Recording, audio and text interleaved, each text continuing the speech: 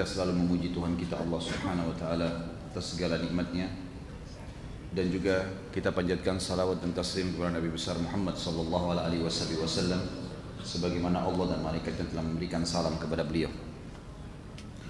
Semoga Allah berkahi teman-teman sekalian. Kita bahas dosa besar yang ketujuh malam ini, memakan riba.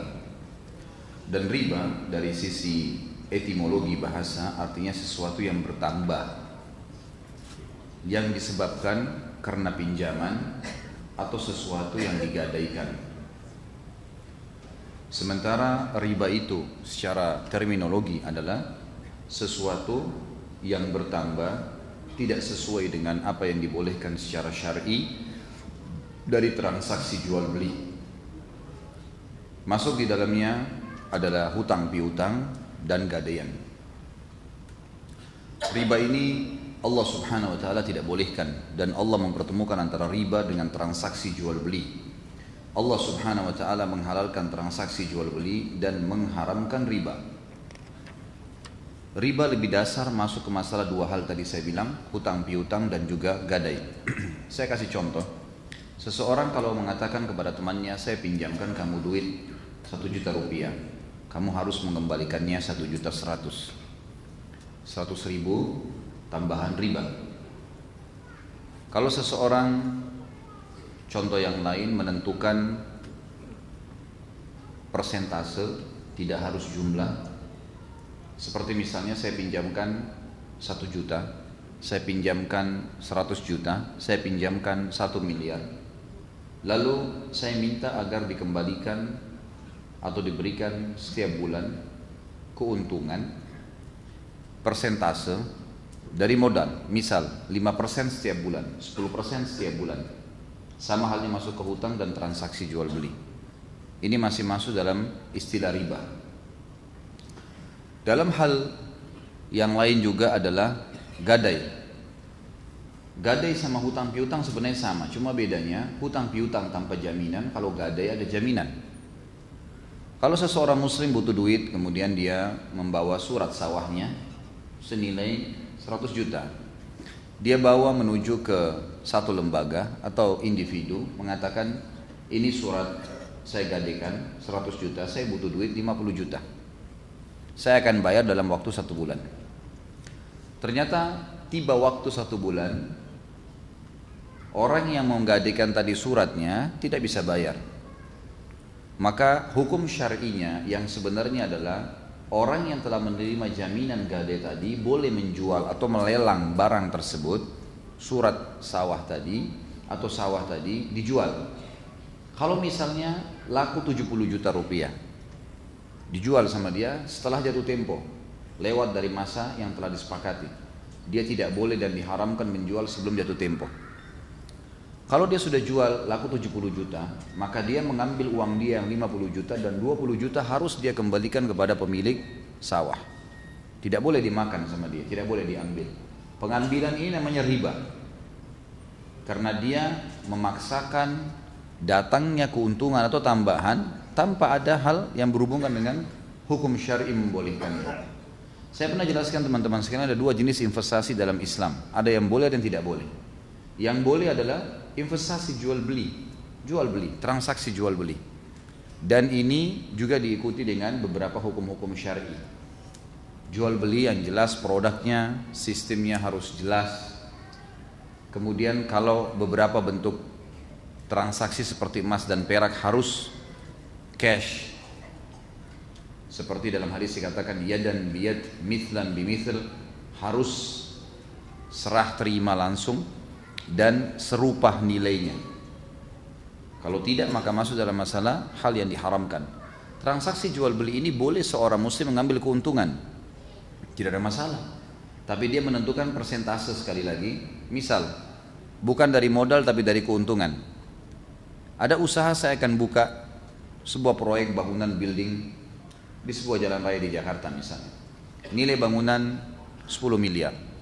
Lalu saya bekerja sama dengan sebuah instansi atau individu, silakan bangunkan pada saya akan jual nanti, dan saya akan bayar kepada Anda. Atau saya akan ajak Anda ikut partisipasi.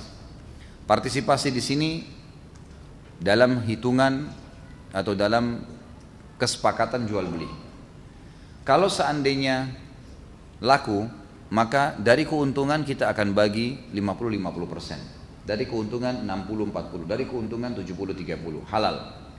Tapi sekali lagi kembali kepada masalah tadi yang saya jelaskan di awal, kalau ditentukan persentase dari modal, saya mau, kata instansinya atau individunya meminjamkan uang, setiap bulan Anda memberikan kepada saya keuntungan 5% dari modal, ini nggak boleh. Ini masuk dalam masalah riba. Tapi kalau umumnya kayak tadi, bagi hasil 50-50%, 60-40, maka itu dibolehkan dari keuntungan. Sebagaimana juga persentase ini ditarik dalam masalah kerugian, jadi dalam laba dan rugi. Seperti misalnya pada saat perusahaan bangkrut, maka masing-masing menanggung kerugian 50-50%. Kalau yang menanggung hanya pihak pengelola, masuk dalam masalah gharar. Gharar adalah salah satu yang diharamkan, partnernya riba ini. Karena kalau riba bertambah tanpa sebab syar'i, seperti utang piutang dan gadai tadi saya berikan contoh, kalau gharar bisa merugikan salah satu dari dua belah pihak. Baik itu karena akad yang terpaksa ditandatanganin, atau akad yang tidak jelas, atau keadaan yang mendesak dia sehingga akhirnya dia mengiyakan saja. Ini gharar. Kasusnya tadi misal ada orang yang rugi investasi dengan seorang muslim, kemudian rugi usahanya. Betul-betul sudah didatangkan data-data ini rugi. Tapi pemilik modal nggak mau tahu, saya nggak mau tahu. Saya harus kembali uang saya minimal. Ada bahkan yang lebih parah, masuk dalam riba dan gharar, menggabungkan keduanya. Dia mau modalnya balik dan tetap kesepakatan ya, atau keuntungan harus dikasih. Padahal dalam kondisi perusahaan rugi. Ini nggak boleh, gharar hukumnya.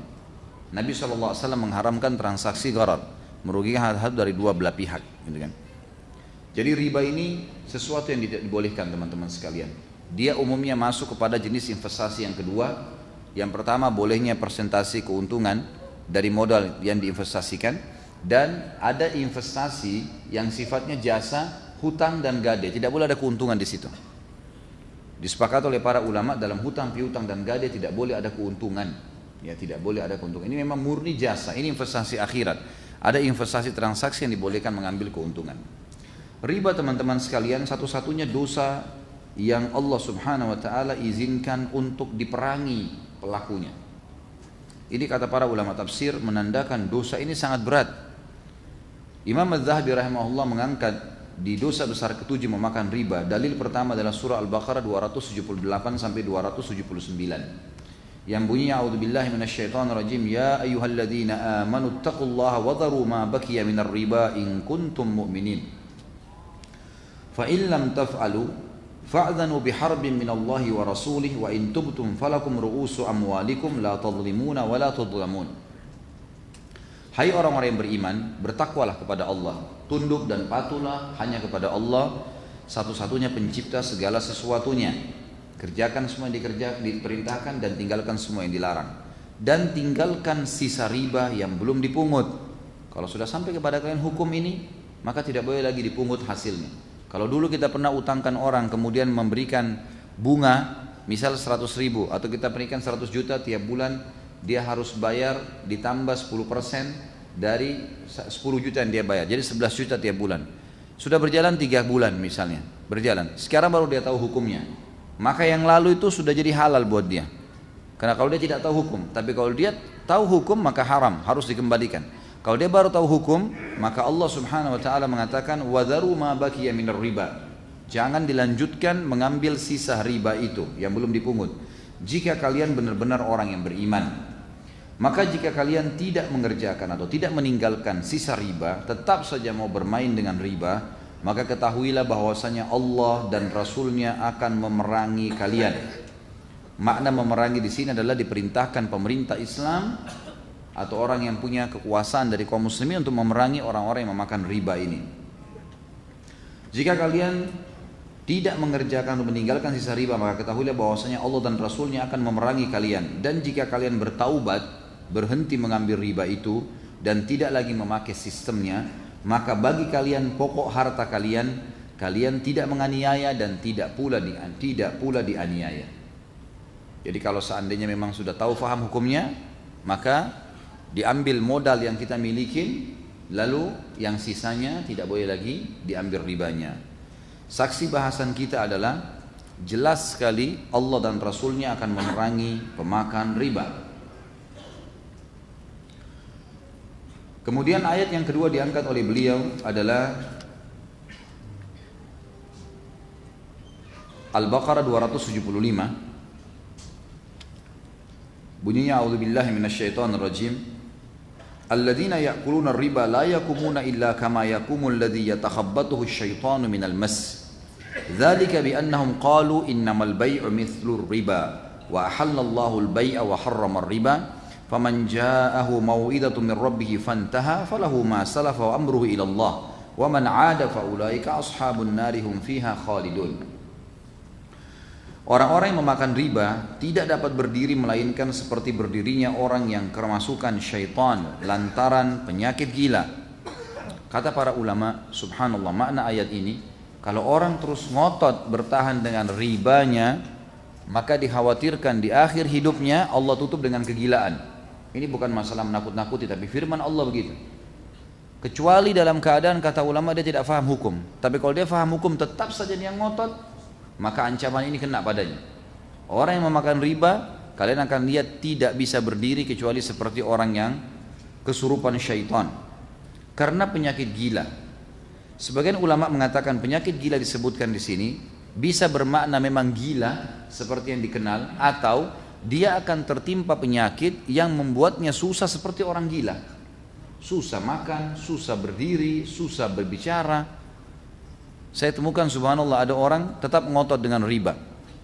Suami istri saya nasihatin supaya berhenti. Kerja di sebuah perbankan konvensional, saya nasihatin. Ini nggak boleh, haram saudaraku. Anda mau ngotot silahkan, tapi konsekuensi hukum ada. Subhanallah, berjalan waktu tetap berjalan, dibiarkan. Ya Ustaz, terima kasih, jazakallah khair, udah tetap berjalan. Terakhir umrah, ketemu dengan saya nasihatin lagi. Subhanallah, saya dapat informasi semenjak setelah saya nasihatin beberapa waktu, anaknya cuci darah. Dan anaknya yang menjadi korban karena ternyata anak ini setiap hari dicekoki dengan harta riba. Jadi dia tidak berdosa sebenarnya secara hukum syar'i, tapi anak ini kena tampiasannya karena perbuatan orang tua. Bisa saja yang dimaksud di sini gila adalah bukan hanya gila seperti yang kita fahami, tapi ulama tafsir mengatakan bisa terkena penyakit yang membuatnya seperti orang gila. Orang gila itu seperti orang bingung, tidak tahu harus buat apa. Mau makan nggak ngerti harus makan apa, mau minum nggak tahu minum apa, mau berdiri nggak tahu harus kemana, dan seterusnya. Keadaan gila ini lebih global sehingga banyaknya orang yang terus memaksakan diri memakan riba sementara sudah sampai padanya hukum, ancaman ini kena. Dikatakan yang demikian itu karena mereka berkata, jadi kalau dinasihatin tetap bebantah, mengatakan bahwa jual beli sama saja dengan riba. Sama saja kok, apa bedanya sih? Apa ininya sih? Saya sudah pernah jelaskan salah satu faktor nyata perbedaan adalah di akad. Kalau seseorang mau transaksi jual beli yang benar, di akadnya adalah transaksi jual beli. Si A dan si B, si A mau membeli mobil atau mau membeli rumah. Datang kepada si B, saya mau beli mobil 200 juta, saya nggak punya duit, bisa kamu beliin saya? Saya mau beli rumah, harganya 1 miliar, bisa kamu beliin buat saya? Lalu si B berkata kepada si A, baiklah, saya akan berikan mobil 200 juta, saya akan berikan rumah 1 miliar. Tetapi mobil ini setelah saya beli dan rumah itu setelah saya beli, saya akan jual kepadamu dengan harga mobil itu 220 juta. Harga rumah itu 1,2 miliar. Kamu setuju nggak? Transaksi jual beli. Kalau saya sudah beli, saya akan jual dengan begitu. Kamu mau? Dia bilang iya. Baik, boleh kamu bayar dalam 36 bulan, berapa bulan pun, berapa tahun disepakati, nggak masalah. Cicilannya sah, karena transaksinya jual beli. Bagaimana memahami dengan akad ribawi? Akad ribawi yang tidak dibolehkan adalah pihak A mendatangi pihak B tadi, individu atau instansi, lalu dia berkata, saya akan beli mobil 200 juta, saya akan beli tanah 1 miliar, boleh kamu belikan? Maka pihak B mengatakan, baik, saya siap.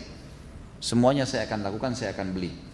Lalu ditulislah akad, akadnya adalah pihak B meminjamkan uang senilai 200 juta. Bukan membelikan mobil, meminjamkan uang.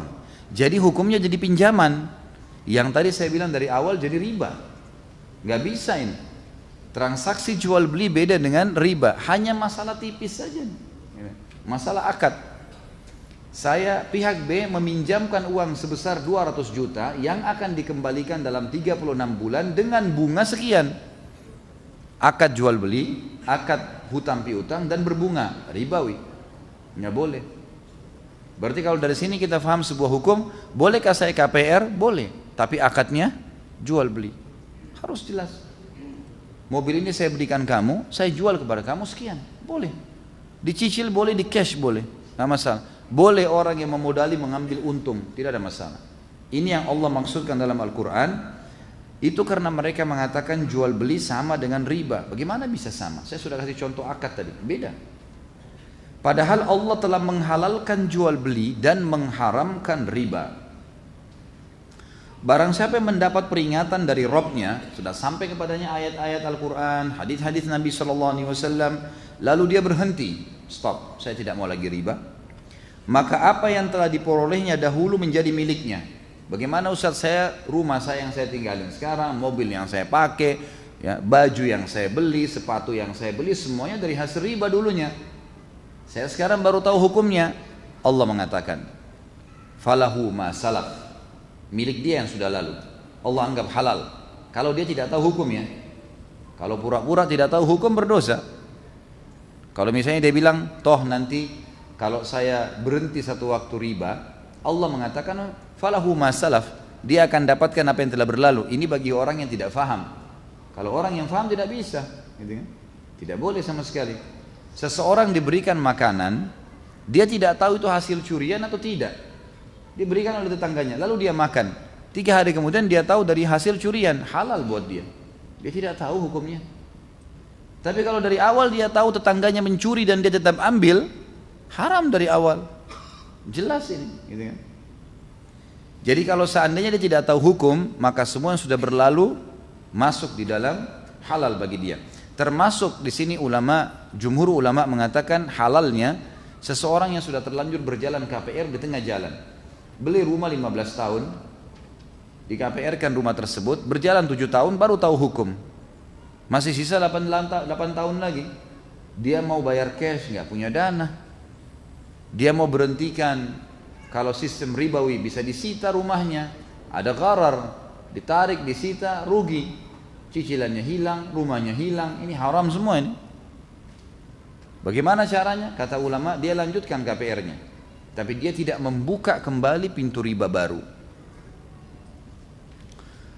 Barang siapa yang telah datang kepadanya peringatan Tuhannya lalu dia berhenti, maka apa yang telah diperolehnya dahulu menjadi miliknya dan urusannya terserah kepada Allah. Artinya Allah bisa ampuni, bisa enggak, tapi di sini yang sudah berlalu didapatkan. Makna yang lain dari tafsir ayat ini adalah Allah lebih tahu niatnya. Kalau dia cuma bilang di depan temannya, iya saya mau berhenti untuk menghalalkan apa yang telah diambil saya, ternyata dibuka lagi pintu KPR baru, dibuka lagi pintu ini baru. Dan subhanallah, penyakit riba itu penyakit yang berantai. Makanya teman-teman kita yang masih bergerak di bidang ribawi ini, seringkali pasti sistemnya akan sama, mengejar lagi orang yang bisa membayar dengan bagus untuk terikat lagi dengan riba yang baru, riba yang baru, riba yang baru, terus menerus. Dikatakan di sini, barang siapa yang mengulangi, kembali lagi buka pintu riba baru, maka mereka itu penghuni neraka, mereka kekal di dalamnya. Makna kekal di dalamnya adalah setiap dosa besar, saudaraku, zina, riba, durhaka dengan orang tua atau apa saja, kalau orang terjerumus dalam perbuatan dosa itu dengan mengakui itu sebuah dosa, itu dosa besar. Dosa besar. Dia zina, dia tahu itu dosa besar, dia lakukan, dia tahu dosa, dia akuin, dia nyesal sama Allah, dia lakukan. Maka dia hukumannya adalah dosa besar. Tapi kalau ada orang yang membangkang, dia mengatakan zina itu bukan salah, Allah nggak larang kok, nggak masalah. Dia menghalalkan apa yang Allah haramkan, hukumnya kufur nih. Hati-hati. Ibnu Qayyim rahimahullah memasukkan dalam hal-hal yang membatalkan keislaman adalah menghalalkan apa yang Allah haramkan. Ini tidak boleh. Jadi kalau orang berbuat dosa, dia tahu dosa. Baik, Anda mau lakukan konsekuensi hukum, silakan. Berarti siap, ya, menerima apa yang Allah bisa hukumkan setiap saat. Tapi kalau dia membangkang, bisa sampai kufur, dan kufur bisa mengekalkan ke dalam api neraka. Maka harus hati-hati dengan apa yang Allah Subhanahu wa taala ancamkan sebagaimana disebutkan di dalam ayat ini. Sebelum jauh teman-teman sekalian, saya juga ingin menitik beratkan riba itu memiliki dua macam. Ada riba nasi'ah dan ada lima fadl. Ada riba fadl. Riba nasi'ah di zaman jahiliyah ini, dan riba fadl juga umumnya begitu. Yang saya ingat Allahu a'lam, riba nasi'ah adalah riba yang terjadi pertukaran antara dua benda yang berbeda. Misal emas sama perak, atau misalnya gandum sama kismis, gitu kan? Berbeda jenis dan tidak senilai. Terjadi riba. Bolehkah seorang muslim menukar emas 1 kilo dengan perak yang senilai dengan 1 kilo itu? Boleh. Berimbang nilainya. Bolehkah seorang muslim menukar beras sama gandum? Boleh, asal nilainya sama. Tapi yang jadi riba nasi'ah di sini kalau beda. Dia membayar emas, misal ada seseorang pakai cincin, seorang muslimah pakai cincin bagus. Dia cuma sekedar 2 gram misalnya.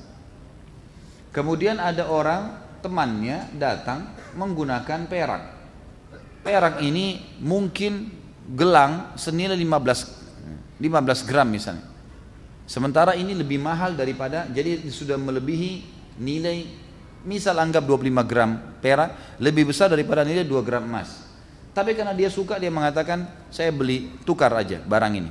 Yang punya emas bilang boleh, tapi dengan syarat semuanya itu saya ambil, saya tidak bayar lagi sisanya. Ini nggak boleh, ini riba nasi'ah. Harus dibayar seimbang, ditukar seimbang. Kalau riba fadl, riba yang sejenis tapi tidak sama juga takarannya. Emas ditukar sama emas, beras sama beras, gandum sama gandum, tapi tidak sama timbangannya. Ini juga tidak boleh. Ini juga tidak boleh. Kecuali memang ada perbedaan di nilai. Ini ada pengecualian kata ulama. Misal, ada jenis beras nomor 1 mau ditukar dengan beras jenis nomor 3. Harganya yang jenis nomor 1 ini 20.000 per kilo. Yang ini hanya 8.000 per kilo. Bolehkah ditukar? Boleh. Bolehkah lebih? Dikasih misalnya 2 kilo sekian saja ditambah sampai senilai dengan 20.000, maka boleh. Tapi yang tidak boleh malah di sini kalau dia dikasih yang 8.000 sekilo diganti dengan yang 20.000 sekilo. Ini fadl namanya. Sama jenisnya tapi tidak berimbang. Ini tidak boleh. Ini termasuk bagian riba-riba yang ada di zaman jahiliyah dulu. Allahu alam, saya melihat ini masih ada dipraktikkan di zaman sekarang. Ini juga termasuk dalam masalah riba. Tapi umumnya kita sekarang banyak terlilit di masalah riba uang. Mari kita dengarkan bagaimana Nabi SAW menyampaikan tentang ancaman riba. Kata Imam Az-Zahabi rahimahullah, ini adalah ancaman yang besar, yaitu kekal di dalam neraka bila orang itu menghalalkan riba, zina dan yang lainnya. Sebagaimana telah Anda dengarkan sendiri ayatnya. Bagi orang yang kembali menggunakan harta riba setelah datangnya nasihat, tidak ada daya dan kekuatan kecuali dengan pertolongan Allah.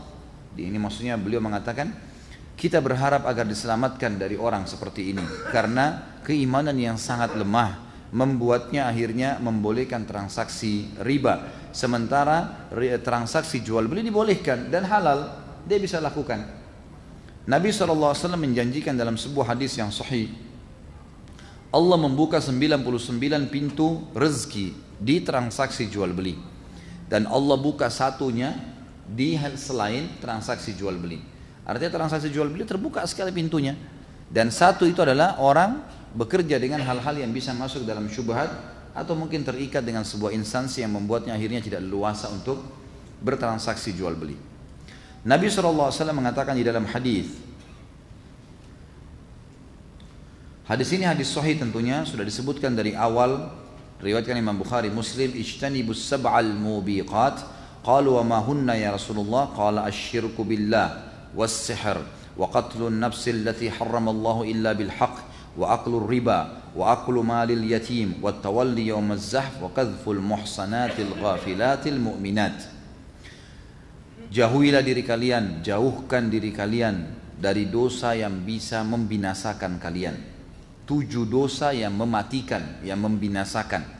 Di sini kata makna ulama hadis maksudnya mubiqat, jamak daripada mubiq yang berarti mematikan, membinasakan, memusingkan, menyusahkan, mendatangkan beragam macam cobaan. Para sahabat berkata, apa itu ya Rasulullah? Dosa yang membinasakan tadi itu. Beliau mengatakan yang pertama syirik kepada Allah, menyekutukan Allah subhanahu wa ta'ala, mempartisipasikan Allah dengan makhluknya, berdoa di kuburan, minta tolong pada patung, menyembelih kepada selain Allah, syirik. Dan ini sudah kita jelaskan di dosa besar pertama, ada syirik besar, ada syirik kecil ya. Yang kedua sihir, dan sudah kita jelaskan juga panjang lebar di dosa besar kita yang ketiga setelah membunuh, setelah syirik membunuh, kita jelaskan sihir itu juga adalah bagian daripada dosa besar. Kalau dia hanya datang bertanya iseng kepada dukun, tidak diterima sholatnya 40 hari, dosa besar. Tapi kalau dia percaya, kufur. Nabi SAW mengatakan siapa yang mendatangi dukun, peramal, penyamun bertanya, tidak percaya, dia tidak diterima sholatnya 40 hari. Dan siapa yang datang kepada dukun, peramal, penyamun, penyihir, bertanya padanya dan percaya, dia telah kufur kepada apa yang diturunkan kepada Muhammad SAW. Ini kalau orang yang datang kepada dukun. Kalau dukunnya sendiri, ulama membagi, merincikan hukumnya. Kalau kedapatan dia sedang praktek sihir, hukumnya dipenggal. Sabda Nabi SAW, haddus sahir darbatun bis-sayf. Hukuman penyihir yang sedang praktek, penggal lehernya. Nggak ada ceritanya, saya mau tobat, nggak ada ceritanya mau tobat. Kalau kedapatan praktek, dipenggal. Tobatnya dia urusan dengan Allah SWT. Tapi kalau dia tobat sebelum kedapatan, diterima tobatnya, nggak ada masalah. Dia pernah dukun, kemudian dia tobat sekarang lain. Kemudian yang ketiga adalah membunuh jiwa yang telah Allah haramkan kecuali dengan alasan yang benar. Ini juga sudah saya jelaskan di poin yang kedua. Kalau orang diserang tiba-tiba oleh penjahat, lalu dia bela dirinya, dia melawan sampai penjahat itu terbunuh, dia tidak berdosa. Atau seseorang membunuh ditangkap oleh pemerintah muslim, kemudian dia dihukum, dikisos, dipenggal kepalanya, ini nggak masalah. Tapi tidak boleh membunuh tanpa alasan yang dibolehkan secara syar'i. Kemudian yang keempat, setelah syirik, setelah sihir, setelah membunuh jiwa adalah memakan riba. Ini jadi saksi bahasan kita, masuk dalam 7 dosa yang membinasakan. Yang selanjutnya yang kelima adalah memakan harta anak yatim. Ini akan kita bahas di dosa besar yang ke-8 insyaAllah. Kita akan panjang lebar menjelaskan siapa itu yatim dan bagaimana pola-pola orang yang memakan harta anak yatim. Yang keenam, melarikan diri dari medan pertempuran. Seorang muslim, nanti yang kita pelajari ini, seorang muslim tidak pernah kenal namanya sifat pengecut, gak ada pengecut. Orang muslim kalau membela kebenaran, apalagi membela agama Allah, biar dia sendiri melawan 10.000 tidak akan lari. Gak ada kata-kata lari. Subhanallah, di salah satu peperangan pernah kaum muslimin terdesak. Lalu kemudian pasukan itu dipimpin oleh Khalid bin Walid. Karena melihat pasukan terdesak, maka Khalid bin Walid segera mengatur strategi perang, diubah strateginya, dibagilah pasukan yang tersisa menjadi 100 orang, keluar dari kancah peperangan dari jauh, mengambil pelapa-pelapa kurma lalu menyeretnya di padang pasir sehingga debu berterbangan. Jadi musuh akhirnya melihat pasukan muslimin terus datang bantuannya. Padahal ini per 100 orang kembali, dan ini dari pasukan itu saja. Sampai akhirnya musuh mulai mundur. Begitu mereka mundur, begitu musuh mundur, Khalid bin Walid juga menarik pasukannya. Tapi berita di Madinah sampai kalau pasukan muslimin lari dari kancah peperangan. Tahu apa yang terjadi teman-teman sekalian? Anak-anak kecilnya masyarakat Madinah umur 5 tahun, 6 tahun, 7 tahun, di bawah 10 tahun kumpul semuanya di pintu gerbang Madinah sambil pegang batu. Waktu pasukan Khalid bin Walid datang, mereka melempari, mengatakan kalian pengecut, lari dari kancah peperangan. Dilemparin batu sama anak-anak kecil karena fahamnya hukum pada saat itu tidak boleh lari dari kancah peperangan. Padahal mereka bukan lari dari kancah peperangan, ini strategi perang, kan gitu. Musuh sudah mundur, berarti dimenangkan oleh kaum muslimin, lalu mereka segera pulang. Tapi anak-anak kecil melempari mereka dengan batu. Tidak boleh lari dari kancah peperangan. Orang muslim kalau masuk di kancah peperangan hanya tahu mati syahid atau menang. Target pertama mati dulu. Makanya beda pasukan muslimin dengan pasukan kafir. Karena masuk kancah peperangan yang paling pertama dicari kematian. Ya. Kemudian yang terakhir adalah yang ketujuh, menuduh wanita-wanita mukminah yang terpelihara oleh Allah tetapi lengah dari perbuatan yang membuatnya tertuduh berbuat zina. Ini akan ada bahasan juga, dan puncaknya adalah kisah Aisyah radhiyallahu anha ummul mukminin yang telah dituduh oleh Ya, Ubay Abdullah bin Abi Salul, pimpinan orang munafikin, berzina dengan Safwan. Dan akan ada cerita berhubungan dengan masalah itu insya Allah. Yang jelas saksi bahasan kita di antara 7 dosa yang membinasakan, menghancurkan, menyusahkan hidup adalah riba. Selanjutnya hadis riwayat Muslim, Nabi SAW mengatakan, la'anallahu akilar riba wa mukila. Allah melaknat orang-orang yang memakan harta riba dan orang yang memberinya. Apa makna laknat? Diangkat berkah hidupnya.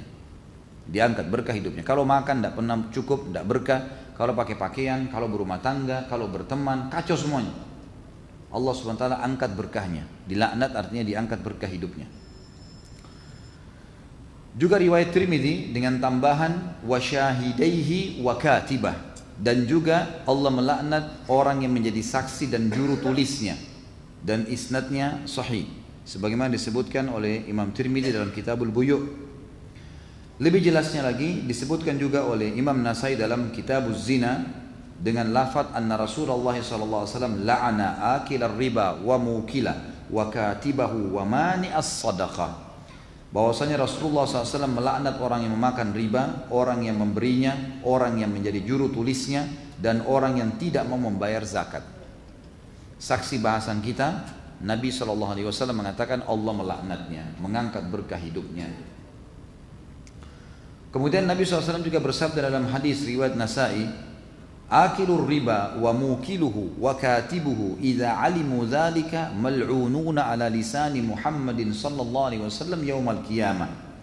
Orang yang memakan harta riba dan orang yang memberinya serta juru tulisnya, apabila mereka mengetahui hal itu, maka mereka terlaknat melalui lisan Nabi Muhammad sallallahu alaihi wasallam pada hari kiamat. Yang dimaksud terlaknat tadi diangkat berkah hidupnya kalau di dunia. Kalau sudah berhubungan dengan hari kiamat, artinya pada hari kiamat kebanyakan umat Muhammad SAW akan mendapatkan syafaat beliau. Apa itu syafaat? Pertolongan. Misal, ada seseorang dosanya 100, 1000 dosanya, pahalanya 900. Dia butuh 100 pahala minimal untuk menyeimbangkan. Kalau dia mau lolos, dia butuh 101 pahala. Supaya memang nanti jadi 1001 pahalanya, dosanya 1000, baru bisa lolos masuk surga. Bagaimana caranya? Sudah tidak ada kesempatan beramal saleh. Satu-satunya cara adalah syafaat, pertolongan. Yang bisa berikan syafaat Rasulullah SAW, yang bisa berikan syafaat para syuhada, yang bisa berikan syafaat orang-orang beriman yang sudah lolos dari timbangan. Khusus untuk pemakan riba tidak akan dapat syafaat Nabi SAW. Yang dimaksud dengan dilaknat melalui lisan Nabi SAW hari kiamat, artinya Nabi tidak akan membantunya di timbangan amal hari kiamat. Orang-orang semua dibantu kecuali dia, gitu kan? Dan subhanallah tidak ada dosa besar kecuali syirik ya. Dari zina, dari tadi lari dari medan perang, ini semuanya tidak ada dosa yang tidak dibantu oleh Nabi SAW pada hari kiamat. Orang Islam akan berusaha dibantu umatnya, tapi tentu ada yang menjadi bertambah sedikit pahalanya atau berkurang dosanya.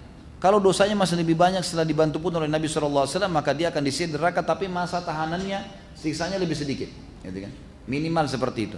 Kecuali pemakan riba, ini nggak bisa sama sekali. Dan ini kena semua nih, pemakan ribanya, ya, orang yang menulisnya, saksinya, ya, dan seterusnya. Semua ini, dan ini juga sama dengan khamar. Khamar juga begitu. Allah melaknat yang meminumnya, yang menjualnya, yang menyaksikannya, yang memikulnya, membawa menghidangkan pegawainya. Semua sama. Ini hadis-hadis yang sangat tegas teman-teman sekalian. Selanjutnya hadis Nabi SAW yang berbunyi, riba, memakan 1 dirham riba lebih berat daripada berzina dengan ibu kandung sendiri. Hadis ini berat sekali. Memakan 1 dirham riba lebih berat daripada berzina dengan ibu sendiri. Hadis sahih riwayat Imam Ahmad. Hadis yang terakhir adalah kata Nabi SAW, 1 dirham riba lebih berat dosanya di sisi Allah dibandingkan dengan 36 kali berzina. 36 kali berzina. Baik, mungkin di antara teman-teman ada yang mengatakan, saya sudah terlanjur kerja. Ini sudah pernah saya jelaskan. Saya sudah kerja Ustaz. Masuk di bank, saya kerja riba. Saya kerja di sebuah instansi riba. Atau mungkin perusahaan itu modalnya semua dari bank konvensional riba. Bagaimana yang saya harus lakukan? Kalau saya berhenti, istri anak saya nggak tahu mau makan dari mana. Saya pernah diskusi dengan seseorang teman dan alhamdulillah dia berhenti akhirnya. Saya cuma bilang sama dia, Anda umurnya berapa sekarang? 30 tahun Ustaz. Semenjak kapan masuk bank kerja? Umur 27 tahun. Berarti sudah 3 tahun? Iya. Baik. Selama 27 tahun ke belakang Anda makan dari mana? Minum dari mana? Kita mulai dari umur 0, mulai dari rahim ibu. 9 bulan pertama. Ibu kita setengah mati, makan, minum, semua dengan sistem yang Allah ciptakan. Dokter menyuruh ibu hamil harus minum susu yang banyak asam folatnya lah, harus inilah, harus itulah, segala macam. Dengan setelah makan dan minum luar biasa, ibu kita susah setengah mati, menggendongnya kemana-mana. Kemudian saripati dari makanan kita serap di dalam kantong berair, nggak pernah berpikir, nggak punya ijazah, bisa makan, bisa hidup. Mulai umur keluar 9 bulan, kecil, bayi, dicekoki susu, dicekoki makanan, terus sama orang tua kita. Sampai anak-anak SD, sampai SMP, sampai SMA. Kalau mau apa-apa sama orang tuanya tinggal ngerengek, ayah beliin, ibu beliin, tidak mau merengut. Sampai orang tuanya belikan. Sampai saya tanya saudara kita itu, Anda dibiayai sama orang tua sampai kapan? Sampai selesai kuliah Ustaz, S1. Gak kerja gak apa, orang tua biayai terus.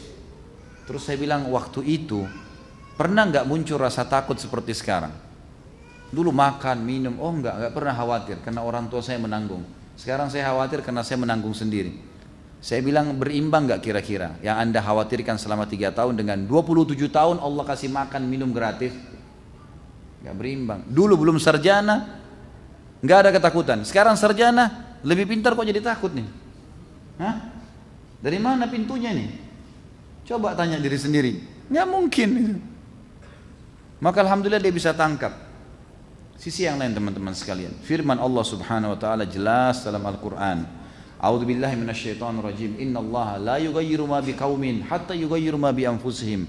Allah tidak akan mengubah nasib satu kaum sampai mereka mengubah nasibnya sendiri. Kalau Anda terus mengatakan, saya kalau keluar, saya mau beri makan apa anak istri saya? Berarti Anda sama saja mengatakan, saya tidak mau keluar. Sama saja. Kaki kita terjerumus dengan darah, kotoran, ayo keluar. Enggak, kalau saya keluar bagaimana? Keluar dari situ. Dibersihin di luar. Gitu kan? Harus keluar. Kita mengubah dulu, baru Allah bukakan. Allah tidak akan mengubah nasib kaum sampai mereka memulainya dulu. Mulai dulu, tinggalkan itu perbuatan. Karena Allah haramkan. Dan yakin dengan sabda Nabi SAW. Teman-teman sekalian, asas agama Islam keyakinan. Yakin, sholat, puasa, haji, jihad, apa saja, apa yang Allah janjikan dengan pahalanya, wallahi benar. Tidak ada yang perlu diragukan. Wallahi saya bersumpah di meja ini teman-teman sekalian, Anda sampai mati nanti pertahankan dalam keadaan bertahan dengan apa yang Allah janjikan, kerjakan apa yang Allah perintahkan, tinggalkan apa yang Allah larang, wallahi masuk surga. Itu janji dari Allah dan Rasulnya. Itu asas agama kita, keyakinan. Nabi SAW, para sahabat, orang-orang saleh sebelum kita bangun di atas keyakinan. Nggak bisa ini. Kata ulama, akan kurang iman seseorang kalau dia sholat dia bertanya, apakah saya dapat pahalanya enggak ini? Benar enggak nanti akhirat saya masuk surga? Ini masih orang muslim, belum mukmin. Enggak bisa, harus sholat yakin saya akan terima pahalanya. Ini akan mendorong dia untuk khusyuk dalam sholatnya. Karena dia tahu ini ada pahalanya nanti, ada bobot, ada hasil dari kerjanya. Ini bukan kosong ini. Harus begitu. Dan demi Allah, siapapun teman-teman sekalian tetap ngotot dalam kesalahannya. Sudah sampai pada dia berita, kecuali wallahi akan datang kepada anda hukuman Allah. Enggak mungkin tidak. Ini sudah jelas. Dan Allah tidak akan turunkan tangan dari langit memberhentikan kita dari kesalahan. Allah datangkan peringatan, dikasih telinga untuk bisa mendengar, mata bisa melihat, hati kita bisa mencerna, supaya kita berubah dengan peringatan-peringatan. Kalau peringatan ringan datang kepada anda, belum anda mau taubat juga kepada Allah Azza wa Jalla, tetap mau zina, tetap mau riba, tetap mau buat dosa-dosa ini, pastikan, percaya dengan lisan saya, ini teori agama, pasti akan datang sebuah cobaan yang lebih berat. Nggak mau juga lebih berat, nggak mau juga sekalian Allah binasakan. Bahaya ini, hati-hati. Peringatan-peringatan dari Allah datang. Orang berzina, awalnya dia melakukan ketakutan, Allah kasih minimal rasa takut. Tetap dia jalankan, tetap dia pergi dengan pasangan haramnya, maka tiba-tiba Allah kasih peringatan lain. Ada temannya yang telepon, tiba-tiba mau ngobrolin apa yang panjang. Dia mau bilang maaf jangan ganggu saya, nggak mungkin. Nanti akhirnya ditanya kamu di mana, kamu begini, atau pasangannya telepon dia. Ada halangan datang, ternyata tetap saja dimatiin HP-nya, tetap mau lanjutkan zinanya. Yang terjadi masuk ke hotel digerebek sama polisi, mau dipermalukan, belum masuk di media nih. Kalau dia berhenti, aduh saya takut nih, lain kali saya digerebek lagi jadi masalah. Ada orang enggak? Tetap ulangi. Oh sekarang tidak ada pemeriksaan nih, tidak apa-apa masuk lagi hotel. Nanti digerebek, kemudian jelas dibongkar lagi di media. Masih nggak mau juga, sekalian Allah rubuhkan tuh hotel, meninggal dalam kondisi telanjang. Di Mesir terjadi tuh. Ada beberapa hotel pada saat itu sering dipakai berzina dan dirahasiakan sampai pemerintah pun tidak tahu. Subhanallah, puncaknya sering datang ulama ingatkan, datang polisi ingatkan, tidak mau juga. Kena gempa, tempat-tempat lain gak hancur, hotel itu hancur. Dan subhanallah, di kamar-kamar yang dipakai berzina, orang-orangnya tidak luka badannya tapi meninggal dalam kondisi berzina. Telanjang terbongkar. Malu keluarganya, rusak semuanya, ditutup dengan su'ul khatimah, berbahaya sekali. Keyakinan harus diketahui teman-teman sekalian. Berapa lama Anda hidup di dunia? Dan apa susahnya menikmati yang halal? Apa susahnya? Nggak ada susahnya. Kita tidak akan pernah bisa mengubah nasib kita kecuali kita sudah memulainya sendiri. Baru Allah kasih peluang. Baru Allah kasih peluang. Sa'id bin Zaid radhiyallahu anhu, sahabat Nabi yang mulia, ini kita sampaikan pada tablik akbar yang lalu masalah sahabat. Beliau mengatakan, waktu kami berhadapan dengan pasukan Romawi di wilayah Palestina, hati kami sempat bergetar karena jumlah kami ya, sekitar 30.000 orang, 12.000 orang melawan 120.000 orang, dan mereka dipimpin oleh para pendeta-pendeta dan pastor yang membawa salib-salib dari emas sambil melantunkan suara-suara yang menggetarkan hati kami karena suaranya 120.000 orang semuanya teriak melantunkan doa-doa mereka dan memukul pedang-pedang mereka di perisai-perisai mereka dengan suara keras. Maka ada satu orang muslim dengan keyakinannya telah membakar semangat 12.000 orang sampai akhirnya memenangkan melawan 120.000, 10 kali lipat. Dia berdiri dan dia berkata kepada Abu Ubaidah bin Jarrah, pimpinan kami, wahai Abu Ubaidah, saya sudah tidak tahan lagi mau mati syahid. Saya akan maju sekarang sendirian kalau kalian masih menunggu di sini. Ada pesan buat Rasulullah. Kata Abu Ubaidah, sampaikan salam kami akan menyusul di sana. Dia takbir pergi perang sendiri sampai terbunuh. Kata Sa'id bin Zaid, demi Allah waktu saya lihat perbuatan orang itu terbakar semangat saya dan saya baru tahu benar keyakinan. Saya loncat dari kuda saya, kemudian saya bertakbir dan saya menyerang musuh juga. Sampai begitu saya menyerang musuh, begitu sudah melangkah, baru melangkah mau menyerang musuh, rasa takut saya dan teman-teman semuanya hilang. Dan akhirnya kami semangat untuk berperang. Mulai dulu. Jarrib ta'rif, lakukan kau akan tahu. Majlis ilmu tidak akan dirasakan nikmatnya kalau belum pernah hadir. Hadir dulu, baru lihat hasilnya. Gitu. Ini belum hadir sudah nilai buruk, gimana? Gitu kan? Apalagi laki-laki lemah benar itu. Kalau saya keluar saya mau makan apa ya? Ya Allah. Ya. Ini kalau dekat saya tepuk sekalian. Kok lembek benar begini? Hah? Ini ciri-cirinya kalau istrinya cuma bilang jangan keluar mas, oh iya. Laki-laki itu jangan keluar mas, nggak bisa. Ini urusan kerja, kamu tenang di rumah. Laki-laki pemimpin. Ini enggak lembek begitu gimana? Susah. Lalu keputusan apa yang anda mau ambilkan? Kalau hanya sekedar ngambil keputusan kecil begitu nggak bisa. Terus mau bicara masalah besar, mau berkorban darah di jihad, waduh, kiamat dunianya. Jadi harus bangun asas keyakinan teman-teman sekalian dan waktu di dunia sebentar. Ada kejaminan anda masih hidup besok, lusa, masih mau terjerumus dalam dosa, siap menjawab konsekuensi hukumnya, ini berat. Tidak boleh sembarangan, maka harus hati-hati teman-teman sekalian. Jadi yang masih berpegang pada hal-hal yang haram, tinggalkan.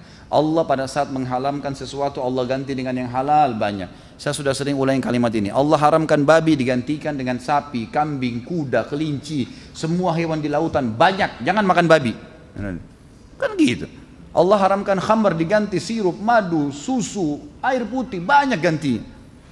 Kenapa harus terikat dengan yang haram sementara konsekuensinya berat? Allahu a'lam. Subhanakallahumma bihamdika asyhadu an la ilaha illa anta astaghfiruka wa atubu ilaik. Wassalamualaikum warahmatullahi wabarakatuh. Assalamualaikum warahmatullahi wabarakatuh. Alhamdulillah wassalatu wassalamu ala Rasulillah. Pertanyaan pertama setelah salam, misalnya teman saya membelikan saya handphone seharga 5 juta dan melakukan perjanjian jual beli yang mengharuskan saya bayar 6 juta rupiah, dicicil beberapa kali. Ternyata beberapa waktu berjalan baru tahu kalau teman saya membelikan saya itu dengan kartu kreditnya. Apakah saya berdosa dan termasuk tindakan riba? Pertama, bahasan ulama tentang masalah menggunakan kartu kredit masih khilaf di antara mereka. Karena kartu kredit dibolehkan dalam Islam, boleh orang cicil. Kredit artinya orang cicil, bayar. Dalam Islam dibolehkan menyicil, asal akadnya jelas, gitu kan? Transaksi beli barang sekian, dibayar sekian. Selama memang dalam akad seperti itu tidak ada masalah. Ya. Makanya ada perbankan syariah yang mengeluarkan kartu kredit itu boleh saja. Setahu saya tidak ada masalah. Karena dasarnya transaksi kredit boleh dalam Islam, individu atau instansi. Tinggal masalah bagaimana perilakunya, bagaimana konsekuensi. Seperti misalnya kalau telat ada denda atau tidak. Nah ini kalau sudah ada hukuman ada denda, ada segala, ini tidak boleh. Kalau peringatan dibolehkan. Jadi insya Allah kalau anda pertama tidak tahu tidak ada masalah. Yang kedua juga kalaupun dia pakai kartu kreditnya, selama tidak berhubungan dengan masalah riba yang akhirnya kena denda, konsekuensi denda dan segala, Allah alam yang saya tahu tidak ada masalah. Tapi lain kali lebih baik jangan. Dan saya sarankan teman-teman, sebenarnya yang banyak menjerumuskan kita dalam masalah riba ini, pertama karena kejahilan terhadap hukum, dalil-dalil yang kita jelaskan tadi. Yang kedua, tergesa-gesa, terlalu tergesa-gesa, merasa gengsinya naik pada saat bisa punya rumah, punya mobil mewah, padahal begitu meninggal disita semuanya. Ini gimana caranya? Apa yang mau dibanggakan? Apa yang mau dibanggakan teman-teman sekalian? Kenapa nggak sabar? Kenapa harus merasa malu dengan orang pada saat kita kontrak? Gak ada masalah, gak ada aib itu, gak ada sama sekali aibnya. Saya 8 tahun di Jakarta, alhamdulillah sampai sekarang saya masih kontrak. Tidak ada sesuatu yang saya merasa malu dengan orang. Apa yang harus dimalukan? Kemampuan saya begitu, ya sudahlah gitu. Kalau ada Allah mudahkan saya nabung, punya uang cash, beli mulia, saya beli cash. Gak ada sesuatu yang mengganggu saya. Kan gitu. Kendaraan kita mampunya beli yang harga sekian, mampu begitu ya sudah. Tabung sebentar, sabar, pakai kendaraan umum, nanti ada uang cash, beli cash. Jauh lebih aman. Aman secara hukum syar'i, ya. Aman juga dari sisi kemuliaan dirinya dan banyak hal lah, gitu kan. Jadi kita terjerumus ini karena terlalu memaksakan diri. Akhirnya memaksakan diri semuanya harus bermerek, dompetnya harus bermerek, tasnya harus bermerek, semuanya harus bermerek. Padahal semuanya cuma kemasan dunia. Mau diapain tuh dompet bermerek ditaruh dalam tas, dalam kantong, gitu kan. Banyak yang tidak bermerek tapi kualitasnya bagus. Yang penting kan kualitasnya. Kan bisa saja begitu. Jadi jangan terbawa dengan ego yang tidak habis-habis di masalah dunia. Kalau mau diikutin teman-teman sekalian tidak akan selesai-selesai urusan dunia. Punya mobil bagus nih, kita bangga tahun 2015. Tahun depan dan lagi nih 2016. Ada orang begitu baru setahun jual. Kenapa? Gengsi. Keluar HP merek baru langsung paling pertama beli. Padahal HP yang lama belum ditahu bagaimana pakainya. Ini gimana? Untuk apa? Untuk apa bersaing di situ? Apa manfaatnya? Coba tanya, kalau kita terbawa dengan ego seperti ini, tanya, kalau saya tidak lakukan kenapa? Gak ada masalah. Pujian orang, cacian orang cuma sepanjang lidahnya. Jangan terpengaruh dengan itu. Hiduplah punya prinsip. Gak ada masalah, gitu kan?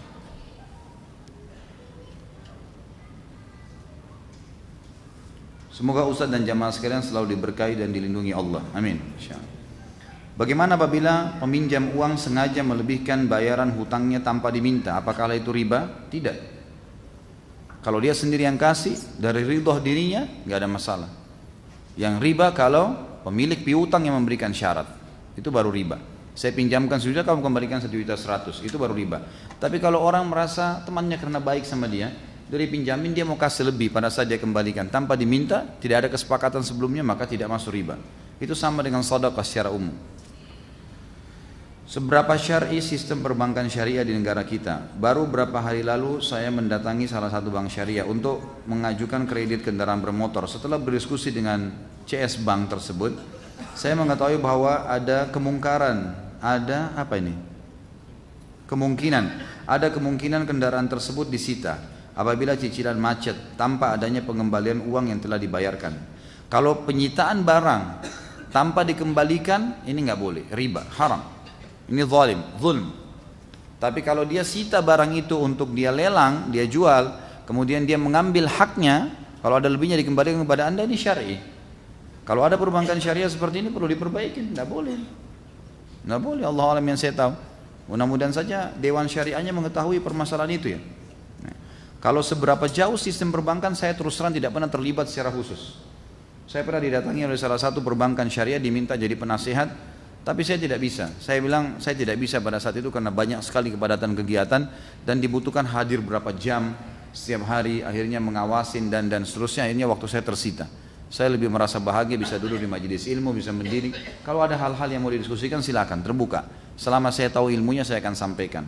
Tapi saya tidak pernah tahu teman-teman sekalian. Mungkin Anda bisa tanya kepada teman-teman asatidzah yang memang terlibat dalam dewan syariah mereka ini. Bagaimana pendapat Ustaz mengenai sistem BPJS di negeri kita? Jelas sekali ini, sudah dibahas kan ini. Ya, itu sistem asuransi yang tidak dibolehkan dalam syariat. Tetap ada masalah gharar, masalah riba termasuk di dalamnya. Dan sudah berulang kali, maaf, sesuatu yang sudah sering saya ulangi saya tidak akan bahas lagi karena ini akan panjang ya. Yang jelas asuransi dalam agama ada yang dibolehkan dan caranya sudah saya jelaskan. Ya, tidak ada istilah hilang apa yang sudah dikasih. Ya. Kalau Anda sudah bayar asuransi pun terlanjur, boleh Anda pakai sebatas jasa yang sudah dibayar saja. Bayar 50.000 per bulan untuk kesehatan, berarti cuma 50.000 hak Anda, itu syar'i. Lebih 50.000, operasi 50 juta, tidak ada hak Anda, kecuali memang dia mau sedekah, lain. Tapi ini tidak ada istilah sedekah, karena kalau buktinya kalau Anda tidak komplain, maka akan hangus. Ini nggak boleh semua ini, dari mana? Sampai kapan ini kaum muslimin mau terjerumus dengan sistem seperti ini? Dan sampai kapan kita mau ya terlilit, tidak mau keluar? Kembali kepada hukum Allah Subhanahu Wa Taala. BPJS ini pelanggaran syar'inya jelas, tidak dibolehkan teman-teman sekalian. Allahu alam kalau sekarang ada perbaikan, kemudian MUI turun tangan, mungkin ada mengeluarkan fatwa, saya tidak tahu. Tapi sistem yang awal jelas tidak boleh. Karena sama saja dengan asuransi umumnya, ya, sama saja. Bahkan banyak pegawai akhirnya yang diharuskan untuk dipotong gajinya per bulan 60.000 per bulan sekian, tidak komplain, tidak ada keluhan dalam 1 tahun, sudah tidak ada, dianggap hangus. Ini zulm, ini kezaliman, bagaimana caranya? Atau pada saat dia membayar 60.000 per bulan 1 tahun berarti cuma 720.000 saja per tahun, tapi pada saat dia masuk rumah sakit, rawat nginap 30 juta, 20 juta dibayarin semua. Ini gharar, ini nggak boleh, nggak boleh. Asuransi syariah yang dibolehkan adalah asuransi yang dibolehkan terlepas daripada syariahnya adalah kalau dia dibayar 5 juta, ya dia mengeluarkan jasa untuk bantu orang itu 5 juta, itu saja. Lalu apa kelebihannya orang ikut asuransi? Ya dia diberikan tempat-tempat yang berkualitas, dijamin. Asuransinya untung dari mana? Diskon yang dikasih oleh lembaga yang sedang dia kerjasama, itu boleh secara syar'i. Jadi selain daripada ini saya sudah pernah jelaskan, keluar dari koridor syar'i. Kalau kita nabung di bank syariah, apakah sudah otomatis terlepas dari riba? Ada rekomendasi bank syariah atau cara menabung yang benar yang lepas dari riba? Saya tidak bisa pastikan itu ya. Tetapi dengan adanya dewan-dewan syariah yang minimal kata ulama begini, jadikan antara kau dengan neraka seorang alim. Faham maksudnya? Jadikan antara kamu dengan neraka seorang alim. Kalau ada seorang alim ulama memberikan fatwa itu boleh dan Anda mengikutinya, kalau dia salah, Anda tidak dihukum sama Allah. Kalau ada dewan syariah, ada alim ulamanya di situ yang memberikan fatwa, memang diakui misalnya dari Majelis Ulama Indonesia, memang membolehkannya, maka itu tidak ada masalah. Tapi saya pribadi nggak bisa memastikan itu, karena saya tidak terlibat di situ ya. Saya tidak berani.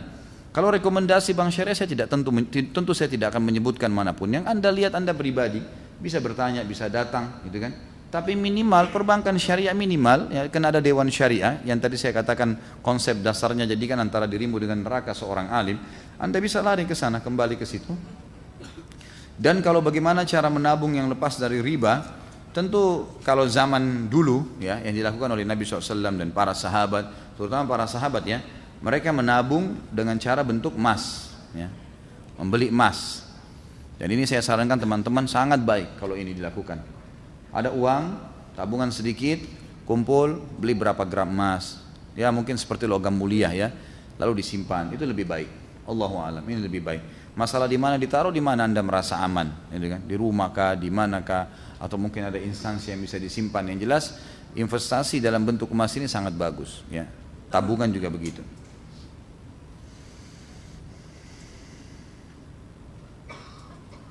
Tolong teman-teman kalau nulis, saya bukan ahli membaca yang hebat ya. Jadi tulisannya jangan kayak cakar ayam. Saya bekerja di perusahaan yang modal usahanya meminjam dari bank konvensional, bagaimana hukumnya? Tadi sudah saya singgung ini. Kalau murni modalnya dari bank konvensional, dari riba, nggak boleh. Kalau murni, gitu kan? Karena sama saja. Karena memang itu dari hasil riba. Tapi kalau dia punya modal yang lain dan bercampur, ini ulama masih membolehkan. Asal juga diikuti dengan perusahaan itu memang dasarnya sistem yang dipakai, produk yang dijual, semua tidak melanggar syariat. Biar juga modalnya halal, tapi kalau pabrik bir haram. Jadi memang harus ditahu. Kalau ada sumber lain, maka halal. Tapi kalau tidak, maka harus Anda cari tempat lain. Tidak usah khawatir ini. Ini khawatir pindah kerja kenapa ini? Pindah kerja, akhi. Pindah kerja. Jangan ragu dengan itu. Ini lagi-lagi tanya, apa bedanya konvensional sama bank syariah? Jika pada praktik Indonesia ini masih sama, seperti halnya pacaran itu haram, diakal-akali dengan istilah pacaran syariah. Memang ada pacaran syariah? Ini saya curiga yang nulis-nulis ini yang ngarang-ngarang nih. Dari mana ada pacaran syariah ini? Jadi gini, kalau Anda masih mau mempertahankan rekening di bank konvensional, sudah Anda pribadi. Itu. Tidak usah bawa-bawa bank syariah disalah-salahin semuanya gitu kan. Sudahlah, kalau Anda memang tetap mau ngotot punya rekening situ silahkan, pribadi. Jangan ditarik, oh ini sama saja dengan bank konvensional. Karena memastikan kalau itu sama, harus betul-betul kita memang yang menyusun sistemnya, kita memang yang tahu dari dalam. Tapi kalau enggak, gitu kan. Kalau ada sub bahasan atau sub ya dari bank syariah itu memang yang masih tidak sesuai dengan syariat, mungkin sub itu yang perlu diperbaiki ya. Tapi bukan berarti semuanya kan. Allah alam, yang saya tahu sulit kalau mau disamakan syariah sama konvensional, pastilah beda ya, pastilah beda. Kecuali kalau memang ada bank syariah yang betul-betul murni menarik semua sistem bank konvensional lalu cuma diubah namanya istilahnya, ini mungkin lain ya. Tapi saya pernah terlibat secara person dengan salah satu aktivis bank syariah. Kemudian sempat saya tanyakan masalah KPR. Bagaimana kalau seandainya tidak bisa dibayar oleh nasabah? Dia cuma bilang kami berikan peringatan. Kalau yang kedua, peringatan. Yang ketiga, peringatan. Kalau sudah yang keempat dia tidak bayar, yang lewat dari ketiga tidak bayar, maka dia akan di blacklist, tidak akan diberikan kesempatan KPR lagi. Hanya itu. Terus apa konsekuensinya? Bisa saja produknya disita, lalu dilelang. Diberikanlah, dikembalikanlah modal dasarnya bank, dan sisanya dikasih kepada dia. Nah kalau gitu seperti itu seperti syariah. Saya tahu itu, dan itu dibahasakan ke saya gitu. Inilah kata yang terbesit dalam benak saya, Ustaz. Oh begitu, baik. Jadi akhirnya terbuka juga ya. Dulu saya seorang praktisi riba, sebelum hidayah datang kepada istri dan saya. Sekarang saya sudah keluar 3 bulan, sampai detik ini saya masih menganggur. Pengalaman saya di dunia bank sudah banyak, karena pada dasarnya saya seorang yang kutu loncat ya. Apa ini? Kutu loncat maksudnya, pindah dari bank satu ke bank lain. Terakhir saya pindah dari bank konvensional ke bank syariah dengan jabatan menjadi pemimpin cabang atau pimpinan cabang. Setelah saya mengamati di dalamnya ternyata banyak hal yang tidak sesuai dengan asas syariah. Akhirnya saya memutuskan untuk keluar. Karena itu saya mengajukan resign. Ada 2 pertanyaan yang tidak bisa dijawab oleh atasan saya. Yang pertama, apa bedanya bunga bank di konvensional dan margin di bank syariah? Sama-sama kan? Yang kedua, kenapa deposit di syariah tetap dapat margin walau usaha yang diberikan modal deposit tersebut bangkrut? Kalau seperti yang Anda katakan ini betul seperti itu, berarti dia menggunakan khusus bank syariah yang Anda pindah itu, ini berarti dia menggunakan sistem riba yang saya bilang tadi. Dia hanya menerjemahkan saja. Itu jawaban saya untuk pertanyaan tadi yang terakhir. Kalau masalah Anda nganggur, saya ingin sampaikan teman-teman sekalian. Semua orang yang meninggalkan perbuatan yang tadinya salah secara syar'i kepada perbuatan yang benar harus digarisbawahi. Semuanya melalui proses. Semua melalui proses. Anda pasti melalui proses. Seperti gini, kita lagi lapar. Minta sama Allah dihilangkan lapar. Bagaimana? Hilang tiba-tiba laparnya? Ya Allah, saya lapar, hilangin lapar saya. Hilang tiba-tiba laparnya? Atau gimana? Dapat makanan, dikunyah dulu, ditelan dulu, baru hilang laparnya. Capek, ya Allah capek, Allah buat ngantuk, tidur. Berapa jam bangun baru hilang capeknya. Ada proses. Pindah dari sebuah perbankan konvensional misalnya ribawi, kemudian karena tahu itu haram, kemudian kita pindah. Ada proses. Saya tahu salah seorang ikhwah, setahun malah, bahkan lebih dari setahun dia pindah dari seorang yang punya jabatan yang tinggi, kemudian dia berhenti dan akhirnya dagang-dagang gitu kan. Tapi setahun prosesnya. Memang ada proses. Nikmatin proses itu. Ada sebuah materi dari motivasi pengembangan potensi diri SDM itu. Saya pernah mengisi pelatihan untuk peningkatan SDM. Maka salah satu yang saya bahas adalah nikmatin proses segala sesuatu. Ada proses. Proses itu sebenarnya akan membuat kita klimaks dalam menikmati tujuan yang kita sedang jadikan target. Menikmatin proses. Orang kalau makan teman-teman sekalian buru-buru, dia tidak nikmatin proses pengunyaannya, penelanannya, tidak enak. Coba kalau antum lagi di pesawat, makanannya sedikit. Sebenarnya makanannya sederhana. Cuma 2 potong daging, sedikit sayur. Tapi kenapa orang seperti menikmatin sekali? Karena dia menikmatin prosesnya. Nggak ada lagi makanan lain, gitu kan? Ya udah dinikmatin sama dia prosesnya. Tapi kalau di rumah macam-macam, ada teri, ada kacang, ada sambal, ada tempe. Tapi karena buru-buru makan nggak dinikmatin tuh.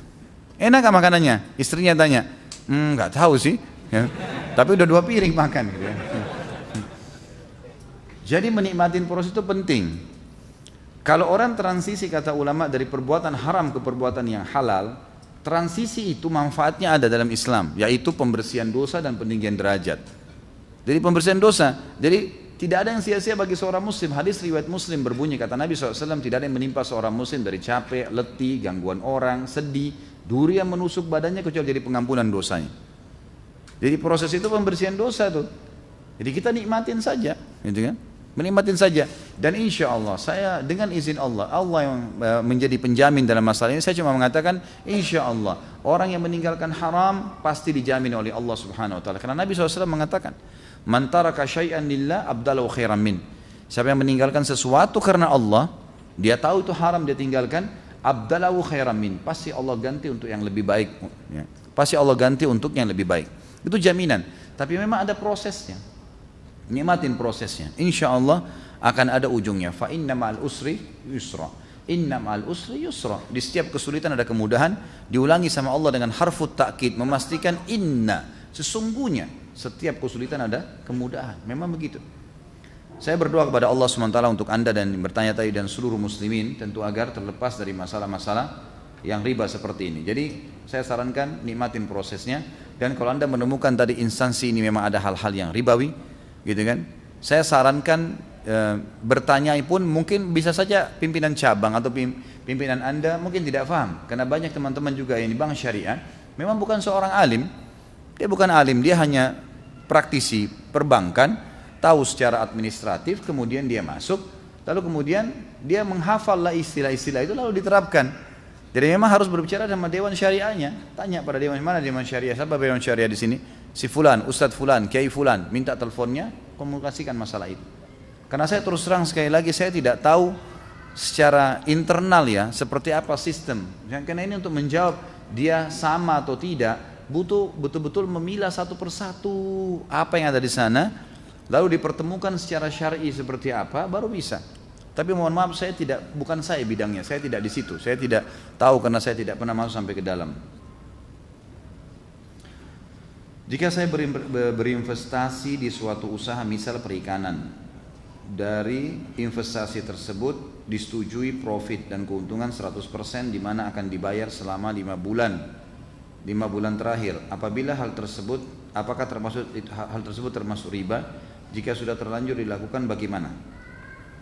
Saya tidak mengerti yang dimaksud apa ini. Kalau seandainya dijanjikan modal 100 juta akan mendapatkan 100% jadi 200 juta dalam 5 bulan, gitu kan?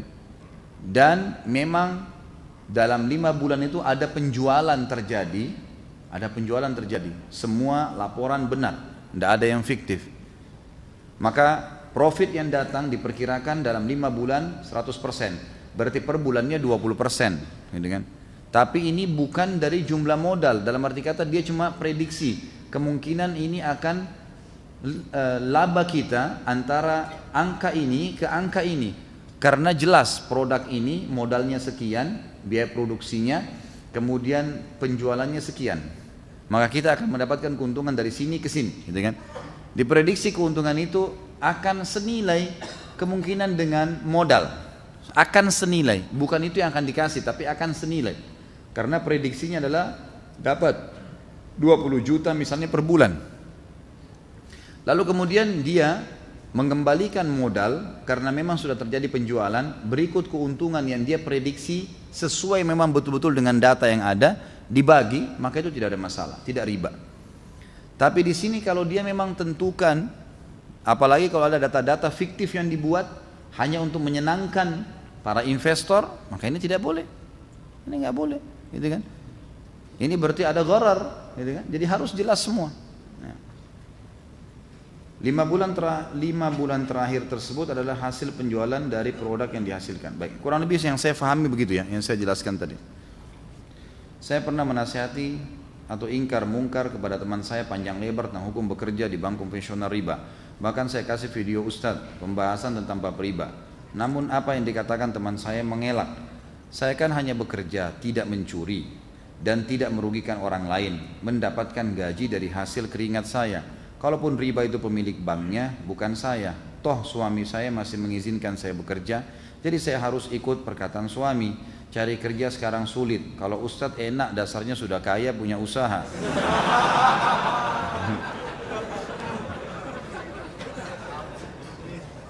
Jadi saya selalu menemukan kasus yang sama ya. Pada saat orang mau bertahan di perbuatan yang sudah salah, dia tahu itu salah sebenarnya.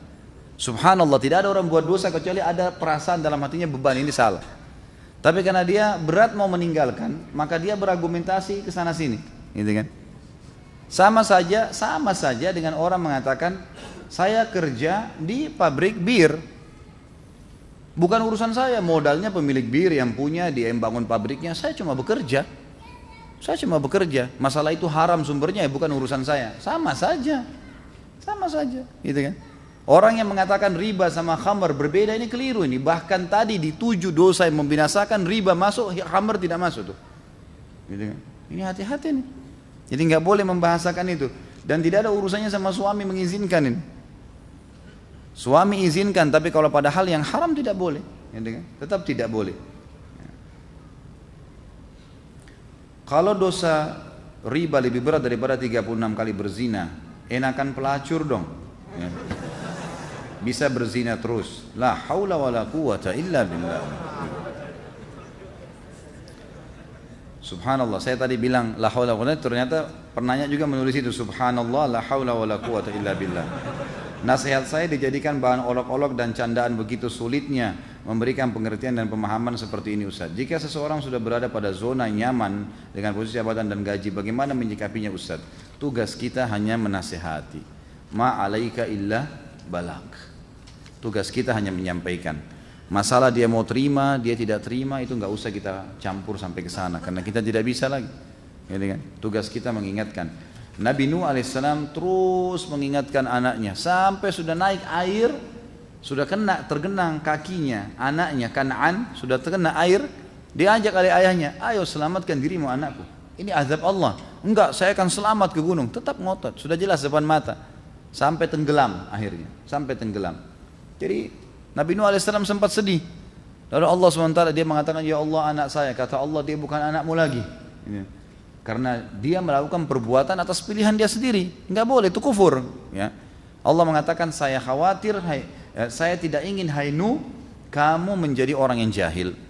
Maka dikatakan dalam sebuah riwayat Nabi Nuh alaihissalam karena takutnya sama Allah ditegur, saya tidak ingin kau termasuk orang yang jahil, tidak berani mengangkat kepalanya ke langit selama 40 tahun. Karena takutnya dengan Allah subhanahu wa ta'ala. Jadi yang kita ambil pelajaran adalah bagaimana memang orang kalau ngotot dengan perbuatannya, ya sudahlah, mau diapain, kita mau paksa apa. Nabi Nuh istri dan anaknya, Nabi Lut istrinya, gitu kan? Asia suaminya Fir'aun. Oh, sudah dinasehatin nggak mau, gimana kira-kira? Bisa buat apa, gitu kan? Saya sering ceramah setiap hari, banyak kerabat saya yang belum paham sunnah.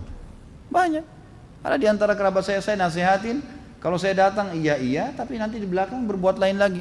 Terus saya mau buat apa kira-kira? Saya mau ngawasin 24 jam? Enggak. Tugasnya menyampaikan. Kalau dia pintar, dia ambil ilmu itu tanpa melihat saya. Karena ini wahyu yang disampaikan, bukan perkataan saya pribadi, gitu kan.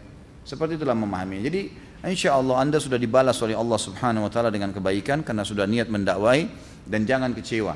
Ingat, niat dakwah karena Allah bukan karena orangnya.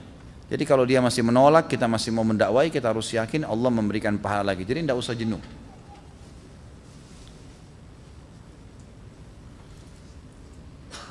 Ini tadi sudah saya jawab ya sebenarnya. Bagaimana hukum orang yang bekerja di bank? Mereka tahu hukumnya haram, tapi ketika akan keluar diberatin oleh istri yang sudah ada tanggungan anak. Melihat mencari kerja sekarang dibatasi oleh umur dan mau buka usaha tidak ada modal dan skill. Bolehkah bersabar keluar sampai mendapatkan pekerjaan baru? Yang itu bersabar dalam kesalahan tidak ada dalil membolehkan masalah itu. Ini semua teman-teman sekalian, syaitan membuat was-was, membuat ragu, membuat bimbang untuk mengambil keputusan. Tadi saya sudah jelaskan, harus butuh keyakinan, tidak usah ragu dengan itu. Ana menitipkan uang ke tabungan teman, tanpa pemberitahuan uang itu dipakai oleh dia. Ketika Ana menagihnya, dia baru bilang kalau uang yang Ana titipkan dia pakai untuk urusan proyek. Ketika Ana tagih, beliau tidak memberitahukan jangka waktunya dan dia bilang pokoknya secepatnya aku balikin. Bagaimana hukum meminjam uang tidak izin atau akad dan tidak ada jatuh tempo? Saya mau nagih, galakan dia dan gak enak karena teman, tapi kadang hati tersayat karena uang Ana butuhin juga untuk keperluan mendesak, gitu kan? Tentu haram, tidak boleh menggunakan yang bukan haknya, tidak boleh sama sekali. Ini haram, ini sama dengan mencuri.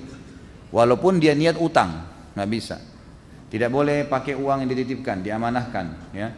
Tidak boleh juga menunggangi haknya perusahaan atau hak orang lain, tapi karena dititipin pada kita lalu kita tunggangin. Misal, Anda pakai logo kantor, bekerja, beli kebutuhan kantor. Lalu belanja di satu toko, karena belanjanya banyak dikasih diskon. Diskonnya buat siapa? Buat perusahaan, bukan buat Anda. Karena yang belanja pakai duit perusahaan, memang Anda yang datang. Banyak orang tidak paham nih. Dia datang, dianggap diskon buat dia, diambil semua. Haram ini. Dari mana? Anda pakai baju logo perusahaan itu kok. Ada orang datang kepada saya semalam mengatakan, Ustaz, saya jual beli mobil. Ada orang sering datang kepada saya kerja di satu perusahaan, sering beli mobil bekas.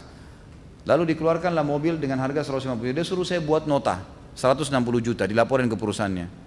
Kira-kira boleh nggak? Saya bilang nggak boleh, haram. Dan kalau bapak buatin, bapak terlibat dalam uang haram itu. Nggak boleh, 10 juta itu haram. Bagaimana caranya mau dibiarkan? Nggak boleh ini, kan gitu. Jangan tambah lagi, cukup. Ini aja belum selesai nih.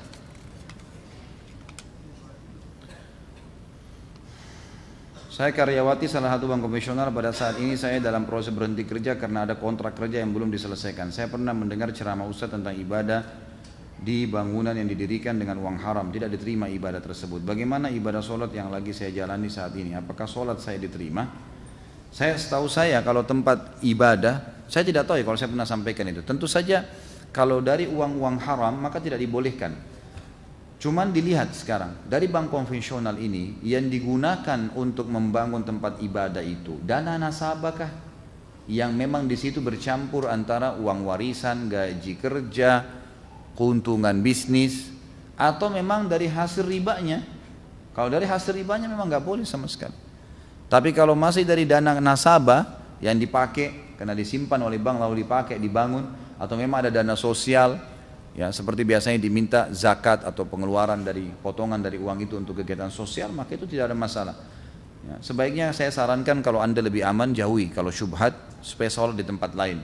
Ya, sholat di tempat lain. Mungkin misalnya di sebelah kantor ada penjual makanan, bisa pamit sholat di tempatnya, atau cara lain lah, ya ada musola yang lain bisa dipakai sholat. Seseorang membeli barang katakanlah seharga 10 juta lalu membayarnya dengan kartu kredit dengan cicilan 12 bulan dan bunga 0%. Apakah ini diperbolehkan mengingat bila membayar cash maupun kredit nilainya sama saja? Setahu saya boleh, nggak ada masalah. Gitu kan. Masalah menggunakan fasilitas bank konvensional ini yang harus Anda jauhi. Tapi hukumnya boleh atau tidak boleh, gitu kan? Secara umum kata ulama boleh menggunakan fasilitas perbankan yang sifatnya tidak ada hubungannya dengan masalah ribawi. Kalau tidak ada hubungannya sama ribawi, misal gini, kartu kredit itu pembuatan kartunya dipakai dari uang nasabah. Juga beli produknya dia murni mendapatkan keuntungan dari toko-toko yang dibeli barangnya. Maka ini sampai sini masih boleh. Tapi kalau sampai terlambat bayar kena, ini nggak boleh. Berarti sudah masuk dalam sistem ribawi di situ. Jadi sebaiknya jangan, jauhi saja. Yang itu. Teman-teman, pegang satu hal ini. Jangan belanja kalau belum mampu. Nggak usah paksain diri. Kenapa? Gitu kan? Makanya kalau punya HP dikeluarin dari kantong kalau perlu. Karena kalau dikeluarin mereknya lama, ditaruh sebelah teman kita baru, kita malu. Kan itu. Simpan di kantong aja. Kalau perlu bunyi baru angkat. Dikeluarin nanti lihat di sebelah itu lebih bagus tuh. Berapa harganya? Beli di mana? Oh saya kredit, saya begini. Kredit lagi gitu kan. Manusia suka tergoda. Jangan tergoda gitu. Jika seorang membeli barang 1 juta pada hari ini dengan harga kredit, lalu membayarnya nanti di saat jatuh tempo tagihan sebesar 1 juta, apakah ini diperbolehkan? Jika seseorang membeli barang seharga 1 juta pada hari ini dengan kartu kredit, lalu membayarnya nanti di saat jatuh tempo tagihan sebesar 1 juta, setahu saya boleh, nggak ada masalah di sini. Tapi tentu saja lebih baik Anda hindari ya di sini. Ini saya tidak tahu mau baca yang mana, terlalu banyak, masya Allah. Ustadz, gaji bulanan saya ditransfer oleh bank konvensional. Bolehkah saya tidak segera mengambil gaji saya dari rekening tersebut? Dan bagaimana saya membersihkan simpanan saya dari riba atas simpanan seperti bunga? Jika apa yang saya lakukan ini diperbolehkan? Setahu saya ini lebih baik, lebih aman jauhi syubhat gitu kan. Tapi kalau di tempat Anda tidak ada tempat penyimpanan yang aman, sebagian ulama mengatakan boleh, tapi jangan terlibat di masalah ribanya. Jangan ada bunganya gitu kan. Kalau ada kebutuhan ditarik segera, ya, diinvestasikan di mana, itu jauh lebih aman. Tapi kalau ditabung, dibiarkan di situ sampai akhirnya membuat berbunga-bunga, ini semestinya tidak boleh. Yang saya tahu tidak boleh. Saya meminjam KPR dari bank, saya sarankan tidak usah ditulis nama banknya ya. Jangan ditulis, sebab ini nanti saya sudah bilang, di pengajian saya jangan sebut nama orang, jangan sebut nama lembaga, dan juga ya jangan sebut, pokoknya masalah saja, masalahnya apa gitu.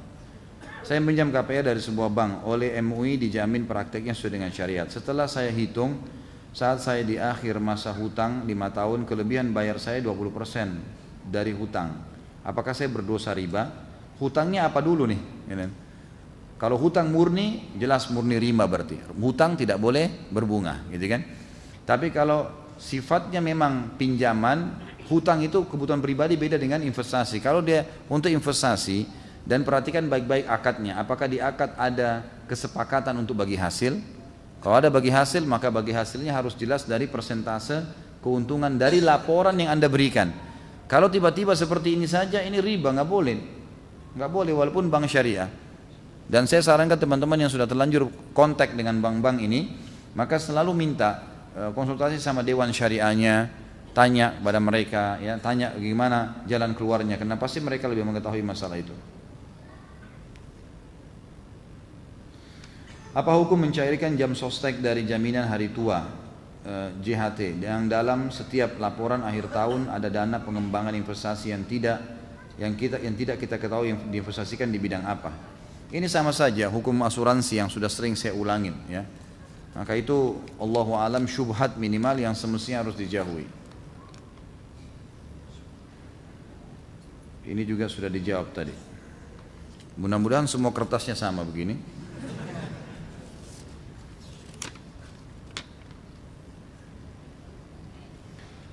Ustadz, saya baru tahu dan jelas tentang hukum riba. Astagfirullah. Ustadz, berarti saya saat ini saya lagi terlilit riba dengan hutang pinjaman dari bank. Dan pada saat ini juga saya dalam kesusahan dalam membayar hutang tersebut. Apa yang harus saya lakukan dalam situasi seperti ini setelah saya taubat dan tidak ingin terlibat dalam hal ini lagi? Apa ada amalan yang harus saya lakukan? Pertama, muhasabah tentunya, karena kita sudah melakukan perbuatan salah, dan jalan yang terbaik adalah taubat nasuha kepada Allah Subhanahu wa taala. Berhentikan semua pintu-pintu riba mulai sekarang, dan yang sudah terjadi usahakan maksimalkan, lakukan apa yang bisa dimaksimalkan.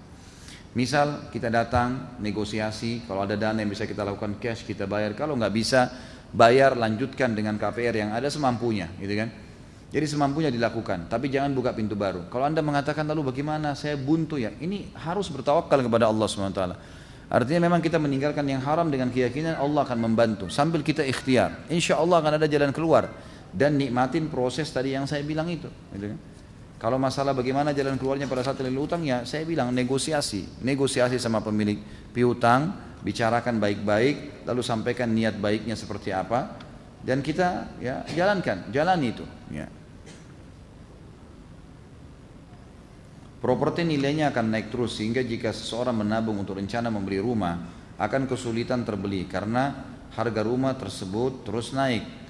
Maka kebanyakan orang awam mengambil jalan pintas KPR ke bank dengan alasan logika pertama, daripada uangnya buat ngontrak lebih baik buat nyicil rumah. Nanti rumahnya juga jadi milik sendiri. Kalau beli langsung ratusan juta tidak mungkin ada uang. Kan lebih baik ngangsur, lebih ringan. Suka duka ngontrakan kayak kucing boyongan, pindah sini, pindah sana, kadang diusir, rumah bocor dan lain-lain. Bagaimana menyikapi pemikiran masyarakat awam seperti ini? Sudah saya bahasakan tadi sebenarnya teman-teman sekalian. Jadi ini cuman alasan-alasan yang ditarik untuk membenarkan perilaku itu. Pertanyaannya, sampai kapan Anda mau lakukan perbuatan ini? Dan kenapa, apanya yang aib? Kalau kita ngontrak, kalau dikatakan rumah kontrakan bisa bocor, memang rumah baru nggak bisa bocor? Bisa semuanya, itu cuma alasan saja. Jangan terbawa dengan arus gengsi ini. Ini gengsinya nih yang jadi masalah ini. Wahai muslimin, sadarlah ya.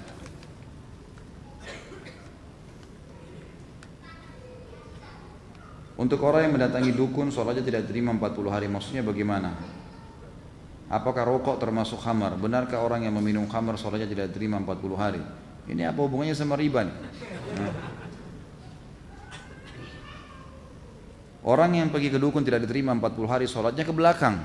Ini sudah kita jelaskan di dosa besar yang ketiga, gitu kan? Kalau orang pergi ke dukun, kata Nabi SAW, siapa yang datang ke dukun, peramal, penyamun, bertanya, tidak percaya, cuma bertanya, tidak diterima sholatnya 40 hari ke belakang. Itu yang dimaksud dalam hadis, gitu kan? Kalau yang ditanya di sini, apakah rokok seperti khamar? Tidak bisa dikatakan seperti khamar. Khamar sesuatu yang memabukkan, gitu kan? Allahu alam, yang saya tahu ulama tidak menyamakan dengan itu. Tapi rokok dihukumkan sendiri, dia masuk dalam khaba'ith. Khaba'ith itu sesuatu yang berbahaya bagi kesehatan. Dan Allah mengatakan, kata Allah SWT, saya menghalalkan, ya, saya menghalalkan yang baik-baik dan mengharamkan yang khaba'ith. Ya. Allah mengatakan, saya menghalalkan, ya, Allah SWT menghalalkan semua yang baik-baik dan mengharamkan yang khaba'ith. Jadi yang khaba'ith ini semua yang buruk itu diharamkan oleh Allah Subhanahu wa taala. Maka ulama mengatakan khaba'ith adalah sesuatu yang buruk, adalah yang akan berbahaya bagi kesehatan manusia, berbahaya bagi kehidupan mereka. Masuk di dalamnya masalah rokok, dan saya sudah pernah jelaskan panjang lebar hukum masalah ini. Waduh, ini benar-benar saya nggak bisa baca ini.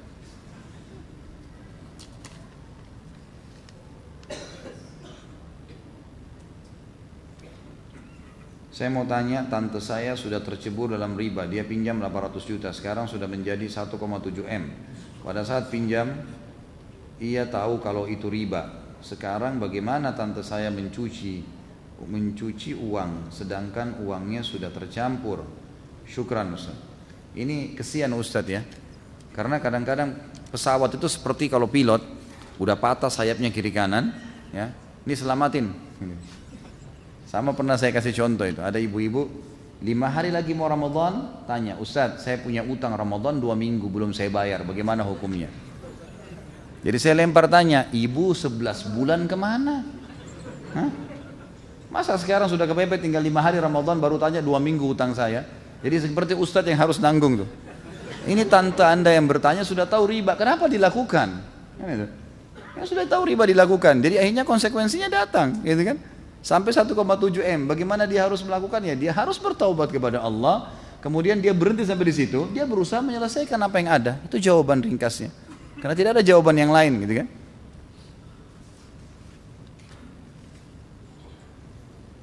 Tahun lalu saya bangun rumah, sebelumnya saya taruh di deposit, waktu itu belum tahu hukum riba. Bunga dari bank tersebut 42 juta. Ada sebagian sudah saya berikan kepada orang yang perlu. Pertanyaan saya, sisanya selain untuk kepentingan umum jembatan, maksudnya mungkin bunga bank kali ya. Iya. Apakah boleh saya berikan kepada orang yang terlilit utang, orang sakit mau operasi, non muslim yang sedang kesusahan? Jadi lebih bunga bank itu difatwakan oleh para ulama dibolehkan, bank konvensional ya, dibolehkan untuk dikeluarkan untuk kegiatan sosial, perbaikan jalan, kemudian sumur, paving block, got, selokan, jembatan, itu semua fatwa ulama dibolehkan. Karena dikhawatirkan, ini sebab pertanyaannya muncul, karena banyaknya pengusaha-pengusaha muslim dari Timur Tengah yang punya rekening di bank-bank konvensional di Amerika dan bunganya sangat besar, mereka tidak pernah sentuh. Hanya diambil oleh orang Yahudi, orang-orang Nasrani, lalu mereka lakukan untuk kegiatan agama mereka. Yang Yahudi pakai untuk beli senjata bunuh orang-orang muslim di Palestina, yang Nasrani buat bangun gereja. Akhirnya ditanya, bagaimana hukumnya nih? Akhirnya keluarlah fatwa ulama, jumhur ulama mengatakan boleh ditarik, tapi itu menjadi hukum uang, ya, tidak ada pemiliknya. Dianggap sudah tidak ada lagi pemiliknya, diambil, dikeluarkan, haknya Allah. Dan itu karena dasarnya dari hal yang haram, maka harus dilarikan kepada hal-hal yang sosial saja. Kalau tadi ditanyakan bolehkah saya kasih orang terlilit utang, ini ada sedikit dari pendapat ulama, tapi yang lebih kuat, lebih baik kepada kegiatan sosial. Non muslim pun yang dalam kesusahan ini lebih baik tidak usah dikasih dari situ, tuh dikasihkan kegiatan sosial aja, ya, kegiatan sosial, buat WC umum, jembatan, ya, perairan dan seterusnya. Apa hukum jual beli valuta asing seperti dolar? Karena ada yang berpendapat bahwa perbedaan selisih ketika kita membeli dan menjual dolar tersebut dianggap sesuatu yang syubhat. Enggak, boleh saja, karena memang kan nilainya berbeda. Uang itu sama, ya, uang itu kalau berbeda nilai memang ada kursnya, itu tidak ada masalah. Tidak ada masalah, karena itu nilai sama dengan gandum ditukar sama, misalnya ada beras ketan sama beras biasa, gitu kan? Dua-dua sama jenisnya beras, tapi harganya memang beda, karena memang ini lebih mahal, mungkin lebih susah. Seperti itulah. Jadi kalau kita gandum misalnya harganya 20.000 per kilo, beras biasa 10.000, untuk ditukar supaya tidak riba harus 2 kilo beras biasa diganti dengan sekilo beras ketan misalnya, karena nilainya harus sama dengan kurs uang di sini.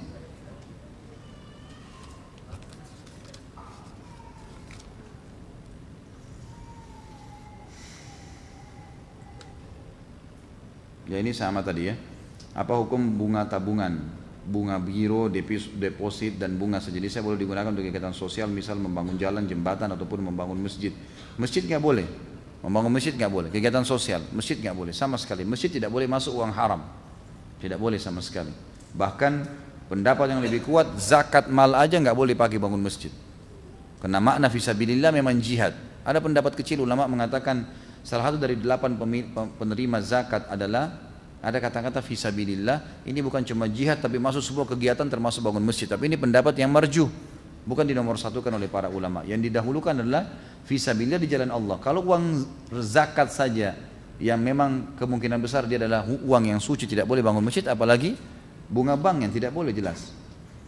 Jadi ini hanya untuk kegiatan umum saja tadi ya.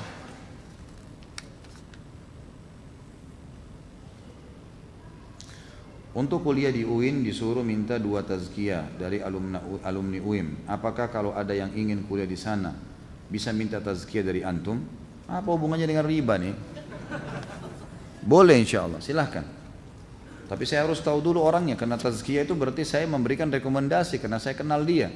Kalau saya tidak tahu gimana caranya, saya harus tahu dulu siapa dia. Ada seorang tukang servis elektronik, misalnya ada pelanggan mau benerin TV-nya yang rusak, terus di salah satu komponen di rangkaian TV itu ada yang rusak, diganti dengan komponen dengan harga 10.000, akhirnya bisa normal kembali, tapi dipatok biaya total 50.000 buat servisnya. Apa hukumnya dengan tukang servis itu? Apakah dia termasuk makan uang riba? Tentu saja kalau dia individu tidak ada masalah, tapi dia bilang dari awal, gitu kan? Ini 10.000 alatnya, 40.000 jasanya. Atau dia bilang ini alat sama jasa saya 50.000 rupiah. Setahu saya itu nggak ada masalah. Kalau individu. Kalau lembaga tergantung apa kesepakatan dia dengan lembaga. Diikat akad apa saya? Misal lembaga mengatakan kamu boleh datang ke konsumen dan hanya boleh memberitahukan harga apa adanya. Ini ada listnya, servis perbaikan ini 25.000, 35.000 ada harganya. Dia nggak boleh naikin dari itu. Komponennya begini harganya, begitu saja. Itu kalau instansi, dia harus ikuti akadnya. Tapi kalau individu ini Allah alam masih boleh.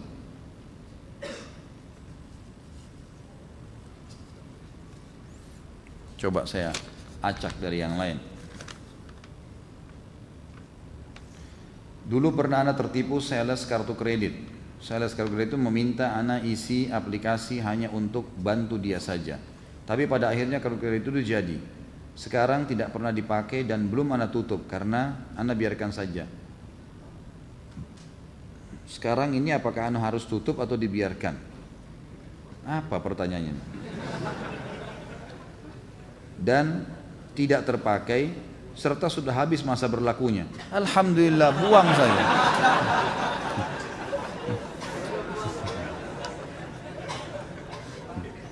Ini makin lama jemaah saya makin manja ya. Pertanyaannya pada hal-hal yang kecil-kecil.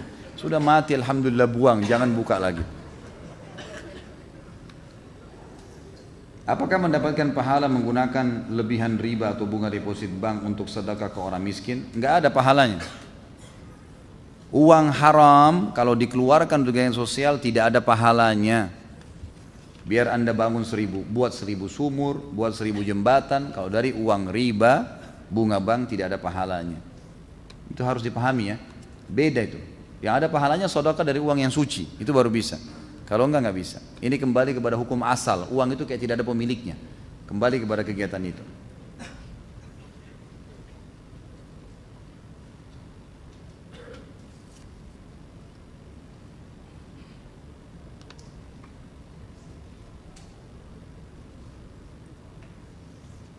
Ini tidak sesuai dengan tema.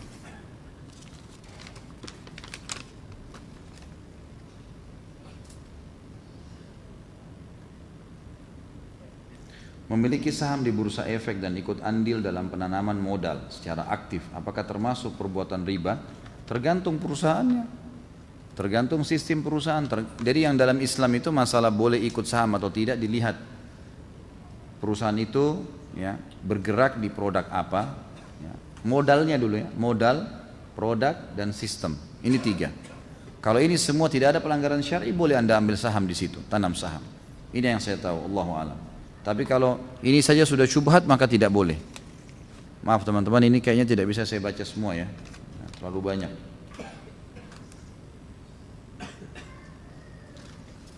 Ini tidak sesuai dengan tema.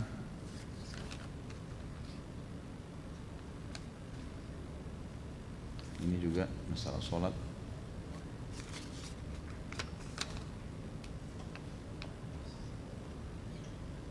Ini juga, alhamdulillah. Pak Yoyo sudah bilang semuanya. Apakah haram hukumnya memakan uang pensiun setelah keluar dari bank konvensional? Ya, kalau misalnya anda sudah terlanjur ambil dan belum tahu hukumnya, maka yang sudah diambil halal. Tapi kalau sekarang sudah tahu hukumnya, maka tidak boleh diambil. Tadi sudah kita jelaskan hukumnya itu. Sudah jelas riba. Jangan tergiur dengan jumlahnya. Makin banyak yang haram masuk ke dalam badan kita, maka makin besar konsekuensinya. Dan ada hadis yang berbunyi, kata Nabi SAW, lahmun nabata min suhtin an-naru awla bihi. Daging yang tumbuh dari uang yang haram, maka neraka lebih pantas baginya.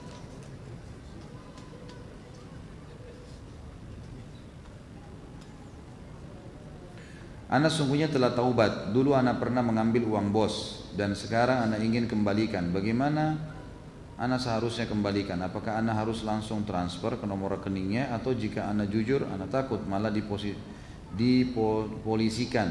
Bagaimana seharusnya menurut Ustaz? Uang haram harus dikembalikan temanku. Harus dikembalikan kepada pemiliknya. Disampaikan apa adanya dan tidak usah khawatir. Insya Allah. Jadi kita mengatakan kepada dia, setahu saya dulu ada dana sekian dan kayaknya masuk kepada saya. Saya baru tahu hukumnya dan ini tidak boleh. Saya akan kembalikan. Insya Allah dengan niat baik Allah akan tutupi kesalahan anda. Insya Allah. Kan? Karena kalau ditransfer tanpa diberitahukan, bagaimana caranya orang bisa tahu? Mungkin tidak diketahui, malah mungkin bisa disalahgunakan dana itu nanti. Kalau tidak tahu dari mana asalnya. tidak usah khawatir. Insya Allah kalau niatnya ikhlas membicarakan baik-baik, karena memang saya betul-betul jahil, tidak tahu dulu, sekarang saya tahu hukumnya, saya harus kembalikan gitu.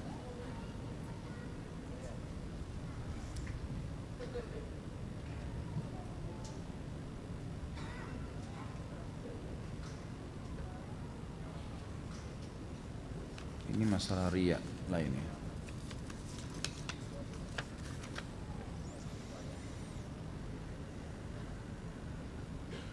Apakah boleh kartu kredit digunakan pada saat darurat atau musibah namun dilunasi tepat waktu? Lebih baik dihindari, lebih baik dihindari. Masalah ada musibah, kita justru musibah itu teman-teman sekalian saatnya kembali kepada Allah. Jangan justru menjerumuskan diri pada yang haram. Insya Allah dengan kembali kepada Allah Subhanahu Wa Taala, Allah kasih jalan keluar. Dan harus diikuti dengan keyakinan itu. Insya Allah. Ini sama juga.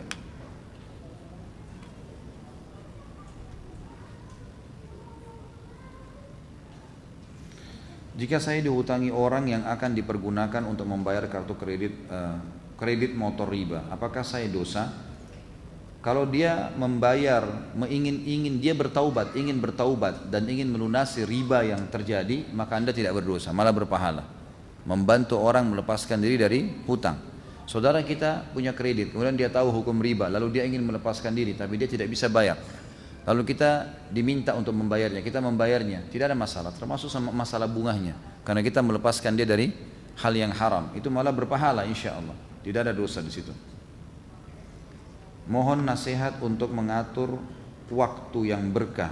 Saya karyawan yang terikat jam kerja 7 sampai jam 7 pagi sampai jam 6 sore, dan hingga saat ini ilmu agama masih sangat kurang. Kalau Anda bisa di setiap jeda waktu istirahat dengarkan. Sekarang alhamdulillah ada beberapa perusahaan dan berita gembira teman-teman di perusahaan ini menyampaikan kepada saya kalau mereka berusaha untuk mendengar ceramah-ceramah saya pada saat jeda istirahat. Itu sangat baik gitu kan. Kita bisa dengarkan sekarang dari HP. Kalau tidak bisa hadir, kalau bisa hadir alhamdulillah itu lebih bagus lagi. Ya, dan saya sarankan kalau yang sudah berumah tangga ajak keluarganya untuk hadir di majelis ilmu sama-sama. Jangan sendirian gitu kan. Supaya mereka tahu kita sedang menghadiri majelis ilmu yang seperti apa.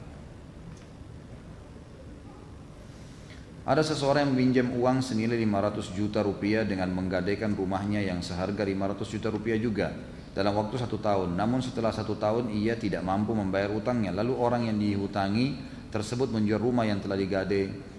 Tetapi ia berhasil menjualnya dengan melelang rumah itu menjadi 600 juta. Dan orang yang berhutang ridho dan tidak menuntut untung atau lebih dari hasil penjualan rumah tersebut. Apakah dalam muamalah ini ada unsur riba? Kalau kesepakatannya adalah ini saya gadai, dan pada saat menggadai itu memang ada prediksi nilai, tapi itu bukan pegangan pada saat dikembalikan. Kalau dia tidak bisa bayar, pegangannya adalah pada saat transaksi, pada saat dijual produk itu. Misal saya gadaikan tadi rumah dengan harga 500 juta, ternyata berjalan setahun rumah itu menjadi 600 juta. Jadi yang jadi patokan adalah 600 jutanya, bukan 500 juta. Walaupun ada prediksi, kan prediksi saja awalnya itu 500 juta. Harus pada saat dijual. Kalau orang itu beriman kepada Allah, dia harus mengambil 500 juta uangnya dan 100 juta dikembalikan kepada orang yang tadi menitipkan gadaian. Tapi kalau misalnya dia pun tidak mau ambil, memang dia tidak mau ambil haknya, sudahlah, tidak apa-apa, 100 juta pun saya kasih, itu halal bagi dia. Apa hukumnya melakukan transaksi jual beli seperti insiden berikut? Seseorang yang menjual suatu barang dengan mempromosikan harga murah untuk menarik perhatian pelanggan. Namun itu hanya sebagai harga dasar. Ternyata banyak pelanggan yang mau membeli dengan harga yang bervariasi. Dan penjualnya pun memiliki pelanggan yang mampu membayar dengan harga tinggi. Saya tidak ngerti maksudnya. Ya.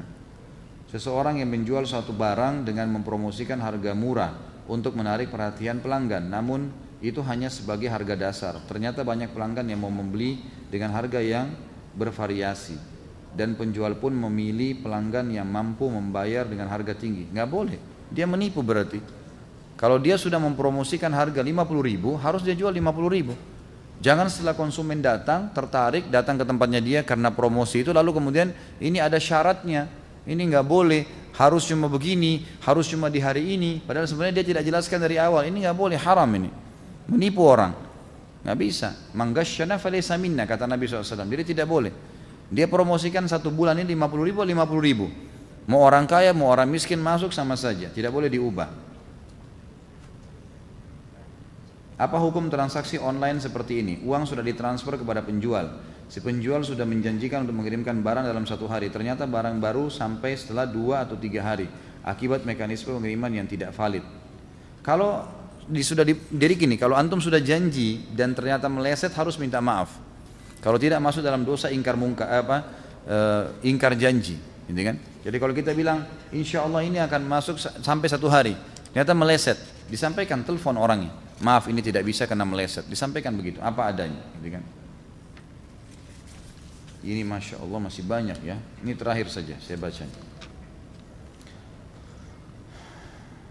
Kalau saya pinjam uang kepada teman saya yang tinggal di Lampung sebesar 5 juta, kemudian di bulan kelima saya kembalikan via transfer tapi saya tambahkan 500.000 sehingga menjadi 5,5 juta. Tapi saya ikhlas, bukan karena permintaan itu. Bolehkah dalam agama? Boleh.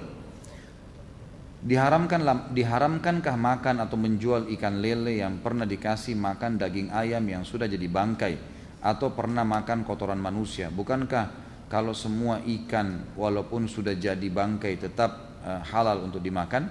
Setahu saya tidak ada masalah. Setahu saya ya tidak ada masalah. Tapi tentu lebih baik kalau Anda tahu pasti memang ikan lele itu memakan sesuatu yang haram, maka jangan dimakan. Tapi kalau kita tidak tahu, hukumnya hukum zahir. Hukumnya hukum zahir. Dan saya sarankan teman-teman yang punya seperti ini, usaha seperti ini, sebaiknya memang diberikan makanan juga yang halal, sebaiknya. Gitu kan? Sebaiknya juga diberikan makanan yang halal. Tapi umumnya ulama membolehkan seperti pupuk yang terbuat dari kotoran manusia, itu dibolehkan.